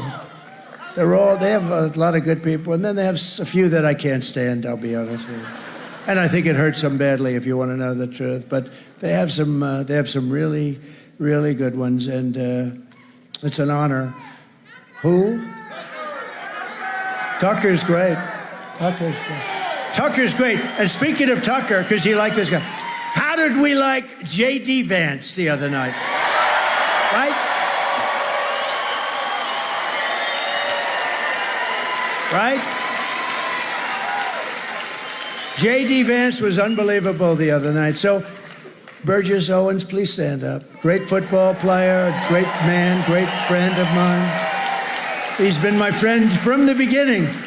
Even before the beginning, he was saying, I hope Trump runs. You know him? No, I don't know him, but I think he'd do a very good job. And so he was there before the beginning. And the Nevada GOP chair, we have a man who works his ass off, right? Michael McDonald. Stand up, Michael. So are we going to win, Mike? We're going to win? He's the Nevada chair, and he's working hard. We're 6 points up. Did you know that? But I don't want to say it. I don't want to say it, Michael. Always I say, assume that you're 1 point down, right? Assume you're 1 point down. In 4 incredible years under the Trump administration, we achieved more than any administration in the history of our country.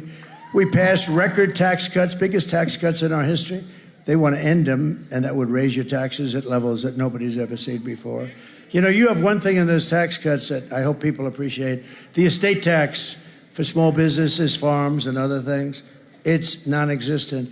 You are leaving your farm or your small business to your children, and they had to go out and borrow money to pay the tax, and they'd oftentimes lose it and be depressed for the rest of their lives and worse. And I got that out. You don't have any estate. When they end this, that comes back. And that's, you know, I only tell you that to the people that love their children, because if you don't love your children, it's not really worth that much, to be honest. Is there anybody in the room who does not love their children? I've only had, I've said that about 10 times. I've only had one person raise, I said. And I thought he was kidding, and he actually wasn't kidding. But that's a big deal. Think of that. You have no estate tax. You leave your farm now, and they can operate the farm. And, you know, because a lot of farmers, they have great value. But they don't necessarily have a lot of cash. A lot of businesses, they have a value. They have valuable businesses, but no cash. They couldn't pay. They go out, they borrow, and all of a sudden they end up losing it. That won't happen. But if they end our tax cut, you know, that's part of it. So it's to me, it's a very important part. Record tax cuts, record regulation cuts, more than any other administration in history. And we achieved an all-time low unemployment rates, record low poverty rates, and rising wages for everyone at the highest level ever. We had the most successful country in the history of in our history. We never had, and probably in the history of the world, we had never had a period of time like this. And we had, remember this, we also had the best border. Remember that famous, remember the graph that I like more than any graph ever, ever, ever? Because I wouldn't be here. Do you have that graph by any chance? Put it up. I love this piece of beautiful paper. Where is it? Oh, I love it. Oh. I love it. You see the line on the bottom? The red line? That's the lowest point. That was my last day in office. That was the lowest we ever were on illegal immigration. That includes drugs and a lot of other things too, by the way. But look at that. And then it exploded like a rocket ship. Look what happened to it. And now it's worse than ever. But what a beautiful, even if that red line wasn't there, if it was 2 inches to the right, I'd still say what a beautiful piece of paper. Because if I didn't turn to the right to look at that beautiful piece of paper, I wouldn't be talking to you tonight, you know? Beautiful. Beautiful. Yeah, I just realized, I just went like this. Yeah, that's what I did. I went like that. We ended the NAFTA disaster, canceled the TPP, which would have been a disaster for your state, withdrew from the ridiculous, one-sided Paris Climate Accord, and stood up to China. We stood up to China like never before, bringing in tens of billions of dollars when no other president got 10 cents from China, not Bush, not Obama. They never got. In fact, I put on taxes and tariffs. I took in billions, hundreds of billions of dollars from China. It never happened before. And don't let that baby bother you, because it doesn't bother me. To me, it's that beautiful. Where is that baby?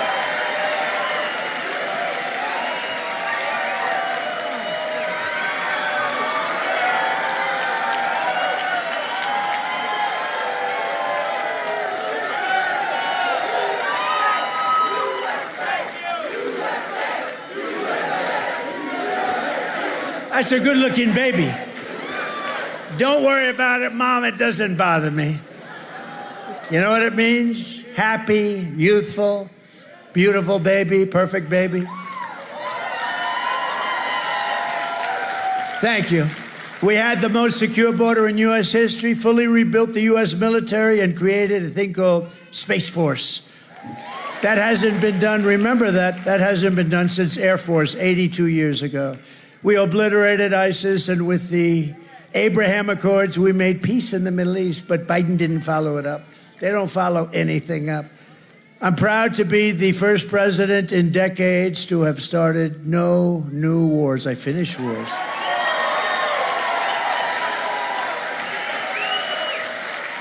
And I also gave you $35 insulin, which Biden and Kamala are trying to take. You know, I was the one that did it. And, you know, it's interesting because I did it, but it doesn't kick in for like 2 or 3 years by statute. And when it kicked in, I said, you know, I better win this thing, because otherwise whoever the hell is president, they're going to take credit for $35 insulin. No, I did it. I did it. But those 4 wonderful years of peace and prosperity have been followed by 4 years of misery and failure under the worst president and vice president in American history by far. It's true. It's true. In fact, Jimmy Carter is the happiest man today. You know, he's almost 100, I guess. He's celebrated. He's very close to 100. And he is now happy because he goes down as a brilliant president by comparison to Biden. He didn't have a border like this. He didn't have the problems that we had. We're going to end up in third world war with this guy. We're going to end up in a third world nuclear war because of this guy, because he doesn't have a clue what the hell he's doing. And she is worse. Remember I said it. She is worse than him. She's not as smart as him, and he's not smart at all. But here are the facts. Kamala Harris is a radical left Marxist, rated even worse than Bernie Sanders. She was an original creator of defund the police movement. Think of that. Anybody that was involved in defund the police, even for a day, let alone years, is not worthy of being president of the United States, because we cherish our police. We cherish our police. Kamala Harris vowed to abolish ICE. You know, ICE, these are great patriots. They also happen to be tough people. They take MS-13 gang members out. They deposit them back in their country where they came from. It's a tough job. I mean, I have some tough friends in the front row.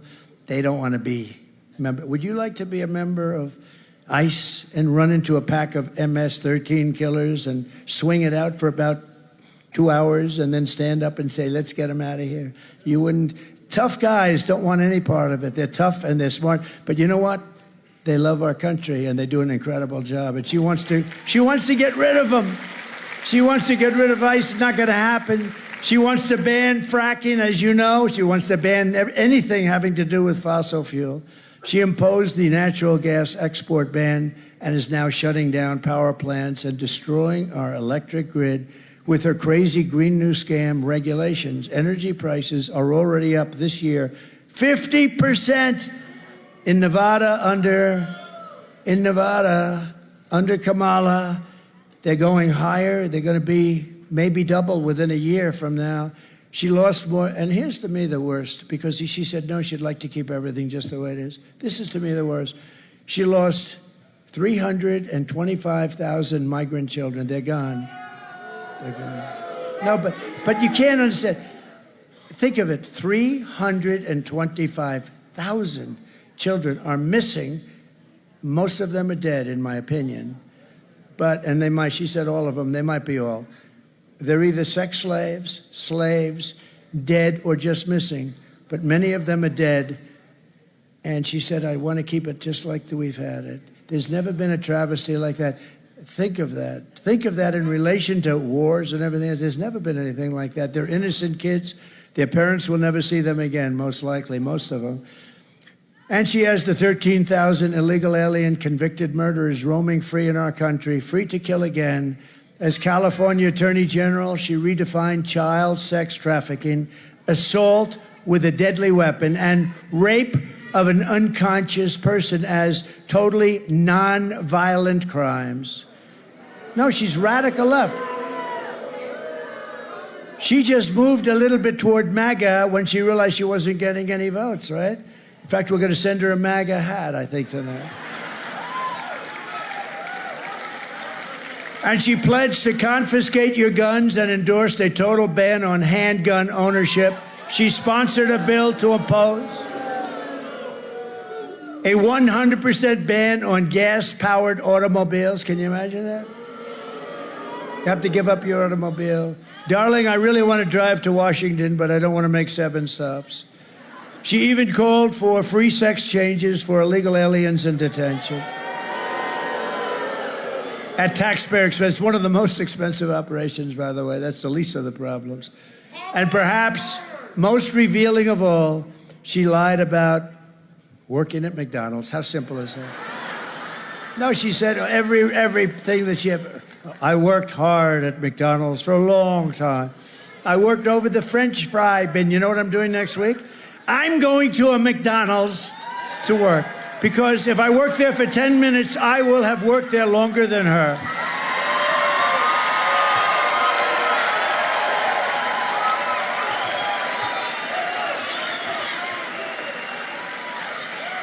You know, in many ways, I don't like talking because it's so basic, you know, it's just so, but there's something beautiful about it, too. It's so simple. She said she worked at McDonald's, meaning I worked so hard. It's hard work. She worked at McDonald's. It turned out to be a lie. She's a liar. That's why I call her Lion. That's why I call her Lion. I had her as comrade. Okay, here's another poll. Who likes Comrade Kamala Harris? Comrade meaning like, you know, sort of a communist thing.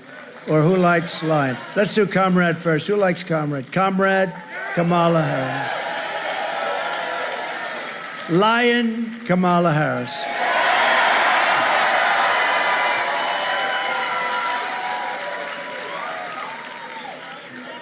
I guess that's the end of that one. But with your vote this November, I did 3 of them today. I did a little one, a little tiny one with a small group, and then I did a really big one. I did a big one, and I did this one, and I'm still raring to go. They say, how the hell do you get the energy?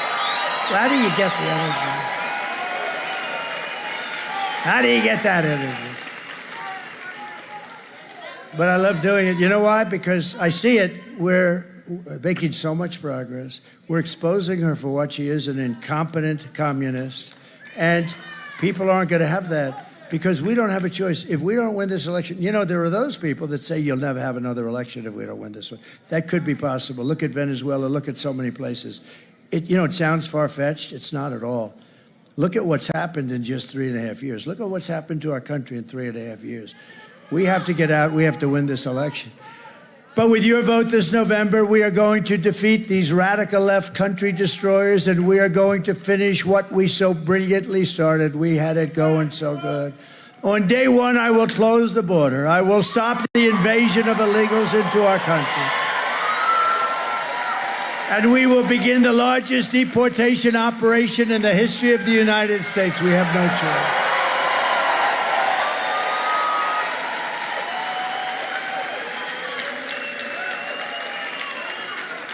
The illegal migrants coming into our country are taking the jobs of American citizens, but you know what they're really taking? The jobs of Black and Hispanic workers. They're taking the jobs. Black community, Hispanic community is being decimated by what's happening. They're coming in and they're taking the jobs. And you know what's going to be next? Unions are going to they're going to be next. They're going to take a lot of union jobs away. They're going to take jobs away, period.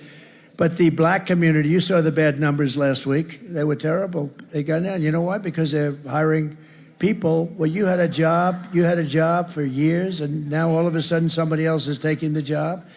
And it's also affecting the Hispanic people. And my numbers with the Black, and especially Black men, I love Black men. I love them. I love them. I have gone through the roof with Black men. Black men. I don't do quite as well with Black women, I must say. I don't know why, but I'm sure that'll work out too. But I do appreciate it. I do. And we're doing unbelievably with Hispanic. The Hispanic population has been incredible. We will quickly become energy independent as we were before and make America the dominant energy producer in the world by far. We will frack, frack, frack, and drill, baby, drill. Get our prices down. And we will terminate the insane mandate demanding that you have to have all electric. Everybody has to have an electric car within a very short period of time. That goes for trucks and everything else. You know, the truckers, it doesn't work. The battery is so heavy. Do you know that a battery for a truck is so heavy that you'd have to rebuild every bridge in America because they can't handle the weight? That doesn't affect these people. The other thing is you'd have 6 stops between New York and Los Angeles. With diesel, you'd have none and can even come back 10%, okay? You'd have none. Think of it. And it takes up a lot of payload. But think about it. It's much heavier. The battery's very heavy, right? Very, very heavy. You would have to rebuild every bridge in America because it's not designed for that kind of a load. Can you believe it? And I said to this gentleman, one of the big truckers, one of the biggest, maybe the biggest in the world, I said, have you told them that, yes, what did they say? We don't care. We want you to build all electric. And he ain't doing it. I'll tell you, he's not doing it. I said, how many trucks do you have? He said, 29,000. I said, you got 29,000? How big are they? They're all 18-wheelers? Is that what it is? The big ones are 18-wheelers. And he said, you must be very rich. He said, I'll tell you what, they're going to try and make me poor. He said, he said something interesting. He said, sir, I've been buying trucks for 50 years, and every year they get better, more efficient, stronger, bigger, better looking. And now we even build beautiful, I call them an apartment. We build beautiful apartments behind that cab, and they are beautiful. This guy loves trucks, and they are beautiful. Sir, honestly, you'd be proud to live in one of them. And I said, How about the First Lady? You think she'd love it? I don't know. I don't know if she'd love it. I can handle it. I don't know if she would like it. I don't know if she... By the way, go buy her book. Her book is great. I was a little nervous when I read it because I said, I wonder if she's going to be hitting me hard. No, she was very nice. Otherwise, I wouldn't recommend it. It's very simple. Now, go buy it. It's great. It's number one bestseller. I will stop outsourcing and turn the U.S. into a manufacturing superpower. Working with Elon Musk, we will slash a record amount of government waste. He's good at that. That's what he wants to do. He doesn't want to be a secretary. He doesn't need it. He's got rocket ships all over the place. He's a wild man, I'll tell you. But you know what he wants to do? He said, I can cut costs, trillions of dollars, and nobody will be even affected, and our country will be back in great shape. Between that and charging countries that come in and plunder and steal, we'll have a country that's a machine. We're going to make a beautiful machine, and then we're going to take all that money and pay off debt and help people that are not in good shape and sick and old and tired. But he wants to do that. He doesn't want anything. He doesn't want a title. He just wants to say, look, there's so much waste and abuse and fraud. You ever hear the expression, fraud, waste, and abuse, right? Levels that you wouldn't even believe. You know, when I cut the price of Air Force One, I bought it. Sir, it will be $5.8 billion. I said, nope, I'm not doing it. I was supposed to walk in and sign it because I said, who negotiated the contract? They said, Barack Hussein Obama. I said, well, then it's too high. They said, why do you say that, sir? Because he negotiated it. It's too high. And I said, it has to have a 3. You know that, sir. It has to have it. So I waited, Boeing. And then finally they said, oh, boy. Because, you know, they thought they had. So think of it. If I didn't do that, they would have made $1.7 billion. I said, because they ultimately cut it down to $3,999,99999 1 penny. I said, it's got to have a 3 in front. This had a 5 and it's 5.7. So I said, let me ask you a question. So if I didn't come along, you would have made 1.7, same exact plane, right? Except I had a much better paint job, much nicer. It's true. It was red, white, and blue the way it should be. It wasn't baby blue, it was blue. Not that little baby blue. But no, I did a great job on it. But I said to the head of Boeing, I said, this was before the 2 planes went down. This is before the problems for Boeing. You know, Boeing was considered maybe the greatest, but certainly one of the greatest companies in the world. And now they've suffered a lot. But this was before. I said, you mean if I didn't come along, you would have made $1.7 billion on this. Actually, it's 2 planes, you know. It's Air Force One is actually 2 planes, 2 identical planes, 747s. You would have made $1.7 billion? He said, well, yeah, we of course, you know, they would try. The answer is they would have made $1.7 billion. So Elon's actually right, because they shouldn't make that kind of money on it. But I got him down $1.7 billion. It took about 2 months of not returning phone calls. I will end the war in Ukraine, stop the chaos in the Middle East, and prevent World War III. I will crush violent crime and give our police the support, protection, resources, and respect they so dearly, look, you know that, they dearly deserve it. We're going to give our police their respect back. They want to do the job. No, but think of that with all the criminals that are being put in all over the world. This is not just South America. We mentioned Venezuela, but it's all over the world. Crime is down all over the world. Prison populations are down all over the world.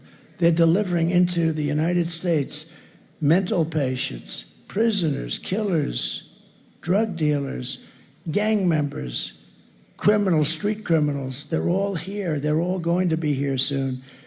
We're not going to allow it to happen. Not going to happen.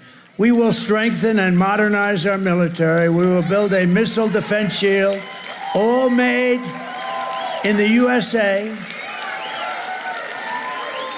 And we will not have a woke military. Watch this. Watch this. Watch this. You'll like this. All right, he showed this earlier today. I can't show it because it's got Full Metal Jacket movie clips.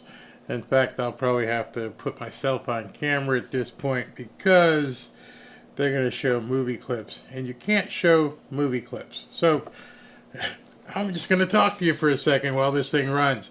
Please don't, all the normal questions. I can't show copyrighted material. If I plan on being here through the election, I got to play by the rules that they've told me I have to live by. So that's just it. So just real quick while this is playing and he's showing Transformers in the military, it's a crazy video. So if this was X, I could probably show, no, if this was X, I could show it to you. But in any regard, I can't do it on YouTube. Now, a couple people have said that the $500 million judgment in New York has been overturned. I can't find any confirmation of that. So let's not run with that right now. I don't see any confirmation anywhere that that's actually happened. I did see confirmation that the appellate court pretty much shredded the prosecution during their questioning. So it appears as though they're going to overturn it, which would be completely awesome. But as of right now, I cannot confirm that it has been overturned. Let's get back to Trump. You haven't missed a single word he has spoken. And here we go.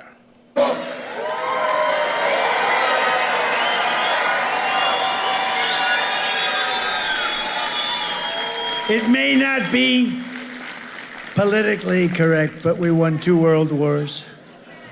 We won 2 beautiful, big, ugly wars, and we are in a woke mode. Look, I defeated ISIS in a matter of weeks. It was supposed to take years, and those people did it. And I had great generals, not the guys you see on television that don't know what the hell they're doing, and they are woke. But the military, you could take these military guys that we have and put them into a woke cage. They call it a woke cage. Scream at them for 2 years about wokeism, and they come out and they want to beat your ass. We have very tough, smart, great military. We have to take care of our military, though. We gave billions and billions of dollars of it to Afghanistan, to the Taliban. You know, we didn't have one soldier killed in 18 months. They were going along killing our soldiers. And I made a phone call. And the fake news, that's a lot of fake news back there, look. The fake news. That's a lot of cameras. It's amazing when I watch and I see those red lights, you know, when the red lights are on them. And sometimes I'll point to them, and as soon as I start pointing, those lights go off so fast. We will lead the world in space and reach Mars before the end of my term, and we will rebuild our cities, including our capital in Washington, D.C., making them safe, clean, and beautiful again. And I will support universal school choice, very important. And we will get critical race theory and transgender insanity the hell out of our schools.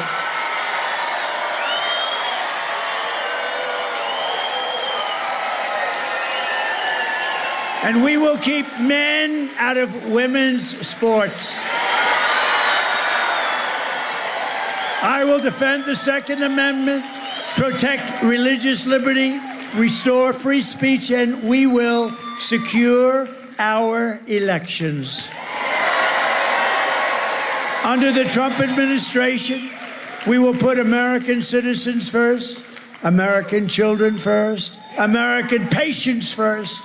You cannot get into a hospital, by the way, because the migrants have all of the beds. You cannot get into a hospital. You cannot get your kids into a school because there are migrants there that don't even speak the language. It's unbelievable. They're giving, because of Biden and Kamala, they're giving precedence over your children who've been in that school. Is it not even thinkable? I will put American taxpayers first, American workers first, and American communities first. And we will put communists and Marxists and fascists last. We're going to put them last, way down at the bottom. And they will always be last. We will defend our territory. We will not be conquered. They're trying to conquer us. Think of it. These guys are walking in with guns that are more sophisticated than our military has. They have no money. They come in from different parts of the world, and they have better guns than we have. There's something going on, but I'll get to it very quickly. It's going to end. It's going to end unpleasantly for them. We will reclaim our sovereignty, and I will give you back your freedom, your life, and your country. Everyone will prosper. Every family will thrive. And every day will be filled with opportunity and hope. We're going to bring back the American dream. But for that to happen, we must defeat Kamala Harris and stop a radical left agenda once and for all. We want a landslide that is too big to rig, too big to rig. And again, early mail-in voting is underway, and you have to get out there and do it and get everyone you know to vote. Because think of this. After everything that we've been through a lot together, right? These are vicious, horrible people. I call it the enemy from within. We stand on the verge of the 4 greatest years in the history of our country. If we win this election, we're going to have the 4 greatest years in the history of our country. With your help, from now until Election Day, we will redeem America's promise. We will put America first, and we will take back the nation that we love. November 5th will be the most important day in the history of our country. And together, we will make America powerful again. We will make America wealthy again. We will make America healthy again. We will make America strong again. We will make America proud again. We will make America safe again. And we will make America great again. Thank you very much. Thank you, Reno. Thank you. All right, so this 78-year-old man concludes the second of 2 massive rallies in 2 different states. Earlier, he was in Aurora, Colorado. Tonight, he's in Reno, Nevada. 78-year-old man does 2 major rallies, looks fresh, brings a message, hammers it home, and now don't know where he's going to sleep tonight, none of my business, but he will be in Coachella, California tomorrow night. He's bringing it. There's not even much talk anymore about what Kamala Harris is doing. So I understand, just so you guys know, Kamala Harris is going to be, I don't care where she's going to be. I'm over it. I'm not even going to go into it. She's going to be, okay, she's going to do a town hall on CNN. So what? Good luck. Nobody knows. She's doing everything with scripts and teleprompters. Even the questions at this point seem to be fake. So she's not doing anything novel, not trying to fight Trump. He's kicking her butt. Just kicking her butt up and down everywhere. Don't believe the media. Don't believe the polls. Believe the fact when you see the guy to bring out Barack Obama to try and help her. That's how bad it is. In addition, Trump, his own right, has 2 more town halls. So he was scheduled to do a town hall with Univision, but because of the hurricane, he couldn't do it in Miami. They postponed it. That'll be coming up Tuesday. So just so you know, we've got Coachella tomorrow. Then we've got, he announced a special town hall. This is very interesting. He's announced a special town hall with Harris Faulkner, and he's on Fox, and he's only going to have a female audience. Talk about taking it on, just going in there. An entire audience of just women. Ballsy, absolutely ballsy. He knows that, that's probably one of the demographics he can probably go after. Hey, let me just have Harris, you can mediate, ask me what you want to an audience just of women. That's going to be the 16th. I believe that's Tuesday. Let me see if I can look at my calendar here and see the dates. Actually, that's next Wednesday, and he's doing it at 11 o'clock in the morning because Harris's show is on at about that time. So I don't know how many people are in the audience. I don't know where they're filming it, but they're going to do a women's only town hall on that date. Then he's got his makeup date with Univision. So he's got 2 town halls. Harris has one, but he's got that rally coming up. And at Coachella tomorrow, let me just make sure I have the right time here. Coachella is tomorrow at 8 o'clock Eastern. 8 o'clock Eastern, 5 p.m. Western Pacific time, but it will be 8 p.m. Eastern tomorrow night, Saturday night. So big rally tomorrow, and then Sunday, he's going to be in Prescott Valley, Arizona, and then Monday, he's got a town hall that just got posted. Monday, he's got a town hall. Then he's got a Turning Point Action rally in Duluth, Georgia. Whew, I need to take a breath just reading what this guy is going to be doing. He's a big closer. He's going to come forward. He's going to try and get this thing wrapped up. And I think, I'm working out, getting the energy myself to make sure that we close out as a group. I know I've been kind of slacking on my normal videos because there's been so much stuff about Trump, but here's what I'm going to promise to you. I am going to make sure that I do a recorded video every day at, I don't know, may say 11:30 or so. Something will drop every single day, all 7 days a week. Something will drop at 11:30. It may be excerpts from what I said the night before.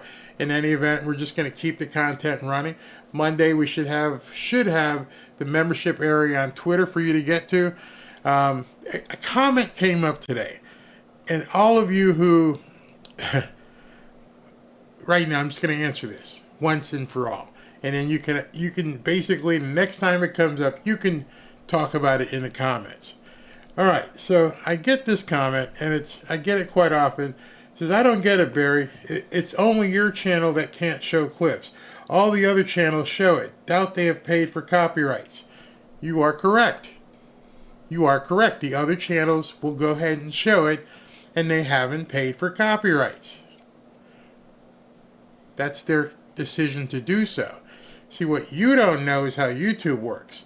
And what happens with YouTube is if you play copyright information, a couple things can happen. They can shut you down right then, which has happened to me. And the other thing that they can do, which a lot of people don't know, is a day or two later, after this thing has basically already played, they can come back and go, hey, remember at the 55th minute that you played that song or played that movie segment without the rights? We're going to basically at this point slap you with a penalty for future videos. If you don't care, if you will just say, okay, I'll just take as many penalties as I want, sure, go for it. I don't care. That's not what I'm doing. I'm trying to do something long-term, continue to grow something. You don't want to be on the bad side of this organization, especially if you're pushing Trump stuff. There are some guys out there that I know you followed before. You all know their names. Doug in Exile. Louis Valentino had to start a new channel. You can do it. You're playing Russian roulette. You can do it and do it on every single show, and nothing ever happens until that time when it does happen. And then one day you wake up and hit the button and it's like, you can't play here anymore. I'm not one of these guys that wants to play Russian roulette. I'm not one of these guys that's like, I'm just going to tell them how it's going to be, and that's how it's going to be. Nope, that's not it. That's not what I'm going to do. I got too many people who depend upon me doing things for me to just be freewheeling and just tell Google and YouTube to F off. I'm going to say what I want. You know how many times I've talked to people who have emailed me or something and like, hey man, they took my channel down. They did this or did that. What'd you do? I didn't do anything. What'd you do? No, seriously, I was just using free speech. Well, that's your problem. It doesn't exist here. Free speech doesn't exist on YouTube. Period. That's it. End of story. You have to play by their rules or don't play at all. So as a viewer, you have to understand, I'm playing by their rules because I want to be here. If it means I can't show a 4 or 5 or 10 seconds of a video, then no skin off my back. I don't care if I have to stop playing for 10 seconds. If those 10 seconds really matter that much to you, there you go. Have at it. If those 10 seconds are worth it to you, that it interrupts your viewing experience, I apologize. I'm sure there's a home for you. I ain't gonna do it. I got my daughter, my wife, a lot of people, the mods, all kinds of people, my sponsors, who depend upon Barry being here tomorrow. And so that's the last time I'm going to answer that question. And all of you guys who've heard it can now, if somebody says something like that, like Nina said, hey, the other people do it. Well then, I'm just not one of those other people. That's the answer. That's it. Sorry. That's the answer. Barry in exile. Yeah, poor Doug. And Doug had some good stuff too. Barry got unplugged from Trump's rally for playing the Oprah singer. Yeah, the other people put it up there. I can't answer that. But see, I think people think that there's this line in the sand that everybody has the same thing, and it's not. Somebody could be monitoring something I say. Somebody can report something I say, and they happen to see that and go, oh, now we got him. And they may not have reported the other people. I don't know. And here's the other part that I can tell you that you're probably going to... They don't tell you why. Hey, sorry, it's gone. Well, what happened? Sorry. We'll look into it. We'll get back to you. And when they get back to you, hey, we've confirmed you screwed up. Well, can you tell me what I screwed up? Nope, can't tell you. So it's that bad. It's that bad.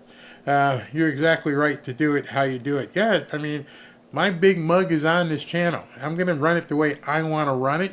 And if it means, like I said, I have to cut a few seconds of something, that's just how it's got to be. Yeah, they don't care. They will cut your throat in a heartbeat. In a heartbeat, if you say the wrong thing here. Trump military video on X. Yeah, that's you got to go see it. I mean, I'll post it on my Twitter profile. You guys know. Get over there. Follow me on Twitter. I'll put it out there.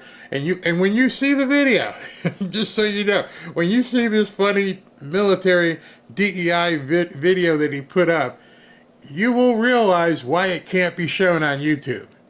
Too many people get their nipples they hurt, man, because you hurt my feelings.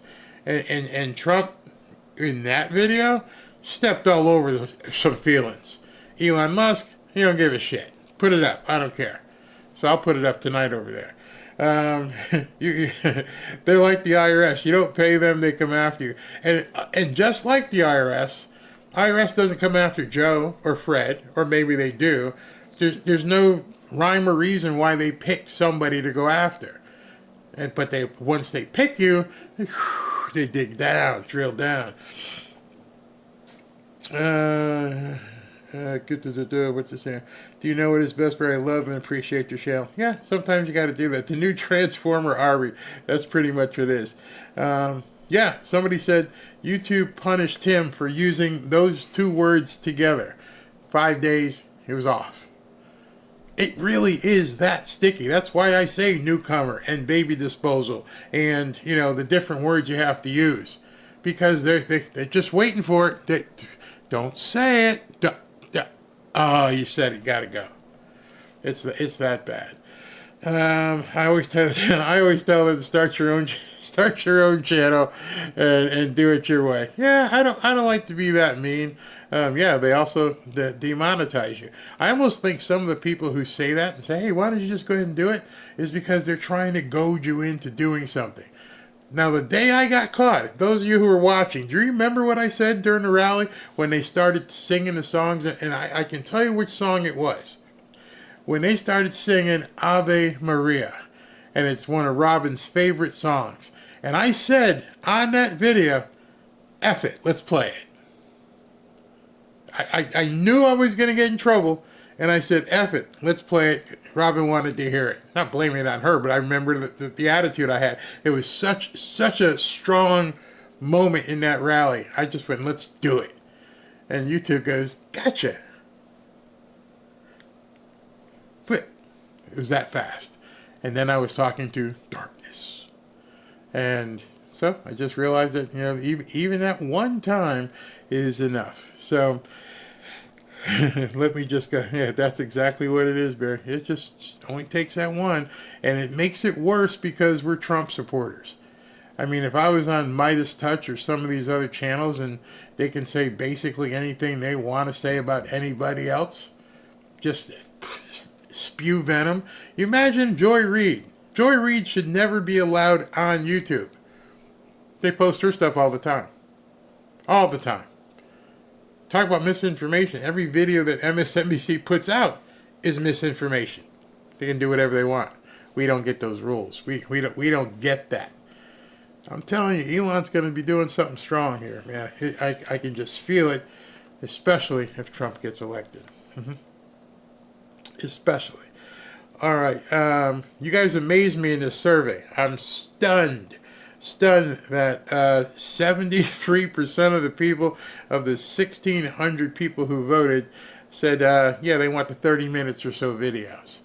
So I guess you guys like the long ones. I'll keep doing the long ones. I see so many channels who jump into doing like a 10-minute video.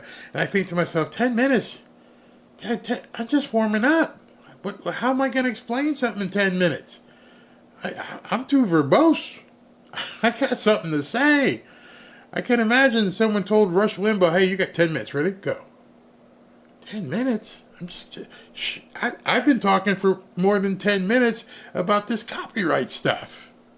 It's too much. All right. Anyway, let me go ahead and talk to you guys about the super chats here because, as always, I never want to click the button and stop without doing that. So let me go ahead and acknowledge the super chats before I get out of here. And here we go. All right, which screen am I going to show this? Man, you guys are so generous. Thank you very much. Thank you very, very much. So here we go with super chats. Ashley always reminds me, make sure you talk about the super chats. Okay. She didn't talk like that. I just said that. All right, Big Cat Brother, thank you. Doing the work today. Man, I'm tired. But I keep looking at him going, he's 78. He got people shooting at him. You got to have decoys. Get your ass in there and do it. Bill Willis, Barry, look up the Smith-Mundt Act that Obama repealed in 2012.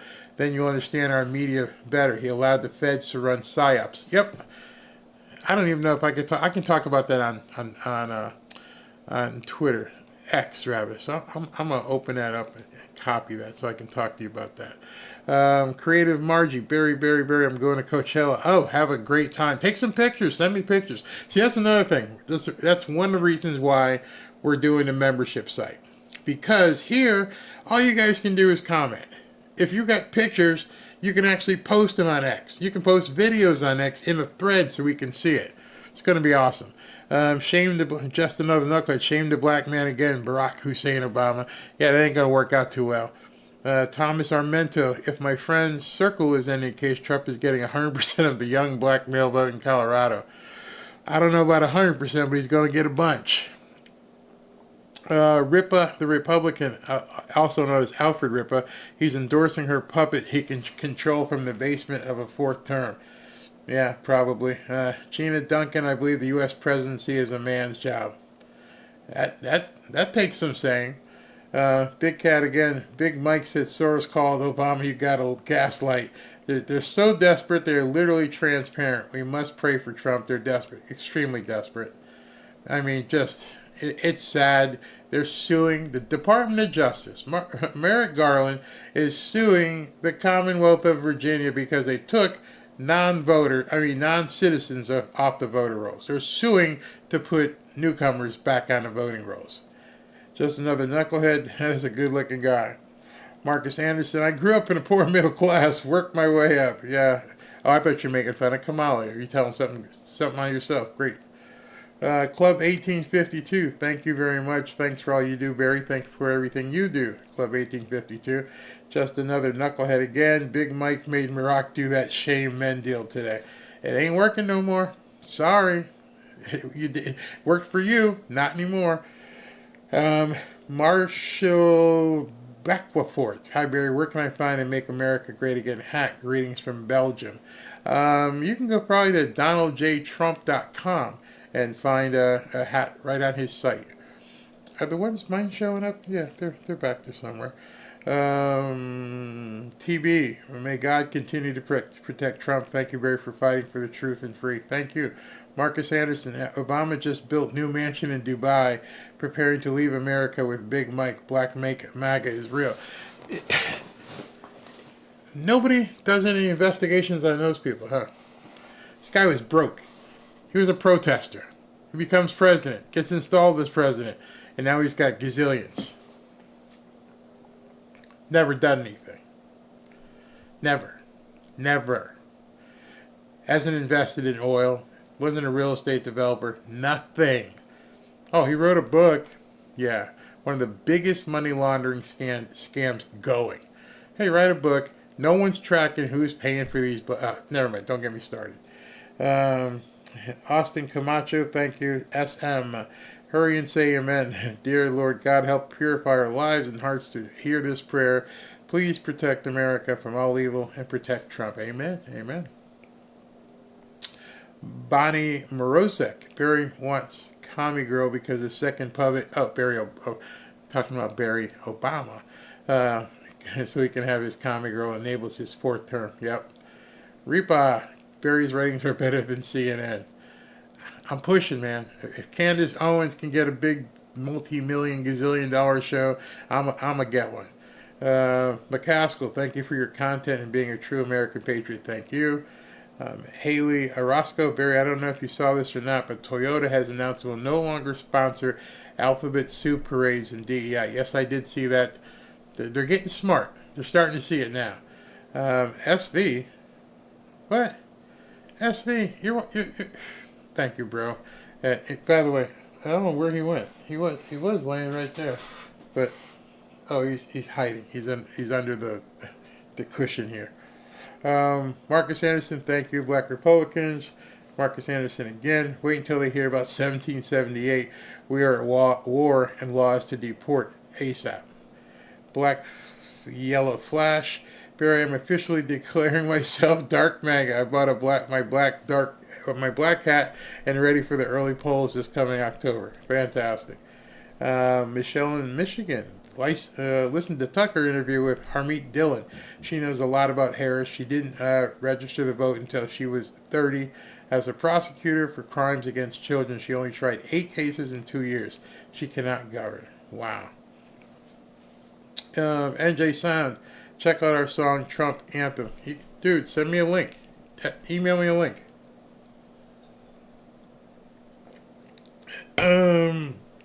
Big Cat, Barry, your views on Trump rallies is 5,000 to 6,000 more than Fox Brothers Live. You got the magic, man. Be proud of yourself. Thank you very much, brother. Mark of Reality, Trump called the governor of Colorado chicken poop. That alone is worth the price of admission. He did, by the way. Repa the Republican, the administration has blood on their hands. Lots. 325,000 kids. Rose Rohaley, thank you. Lisa Burke, I've been muted. Love the show. You're not muted. I can see you. And, Ashley can check if any of the mods muted you, but obviously we can see you, so you weren't muted. T. Mallet, thank you. Carla Shroom and Mark of Reality, thank you guys all. Marlene Henderson, Trump 2024, and love that baby. Yeah, you should have brought that baby up on stage. Charlie Sweeney, knockout for Trump. Swanee, thanks Barry, you're a true patriot. George Rivera Jr., I hope the rumor of troops protecting Trump is true. He's asked for it, hasn't been granted it yet. What do we got here? I like the new line about communist, Marxists, and facts being just like he started saying that. Yep, love your channel. Thank you, DJ Liquid Smoke. Missy Elliott. As always, thank you, Barry, from the Elliott family. Thank you very much. And last but never least is the 808 Pineapple Queen. Hi, Barry. How are the family doing? Love you all. So, all of Robin's, that's what I think you're talking about. All of Robin's family up in North Carolina. Of course, they're all living. Everybody's okay. The person who had the most damage was one of her cousins, who basically had 2 trees fall on their house, and Samaritan's Purse has been working hard to get his house back in order. So thank you very much. And like one thing that people keep saying, and I'm going to keep talking about it, is now that it's a hurricane away, meaning that was Helene, and then we had Milton, so it's like one hurricane removed from being in the news. We need to keep talking about it. These people, it's not going to get fixed anytime soon. The stories coming out are still horrific, and then what makes it worse is that our government is lying to people, saying, oh, we're doing everything we can, and it's not true. It is Lahaina all over again. They are treating these people miserably and turning people down for help and all kinds of stuff. It's disgusting. It's disgusting. All right, so I want you guys to have a good day tomorrow. Watch some football. I'll post a recorded video at about 11:30. Then the whole family's here. Ashley and the kids will be here from North Carolina. And so then 8 o'clock, we've got the Coachella rally. So thank you guys very much for tuning in. We'll talk to you tomorrow.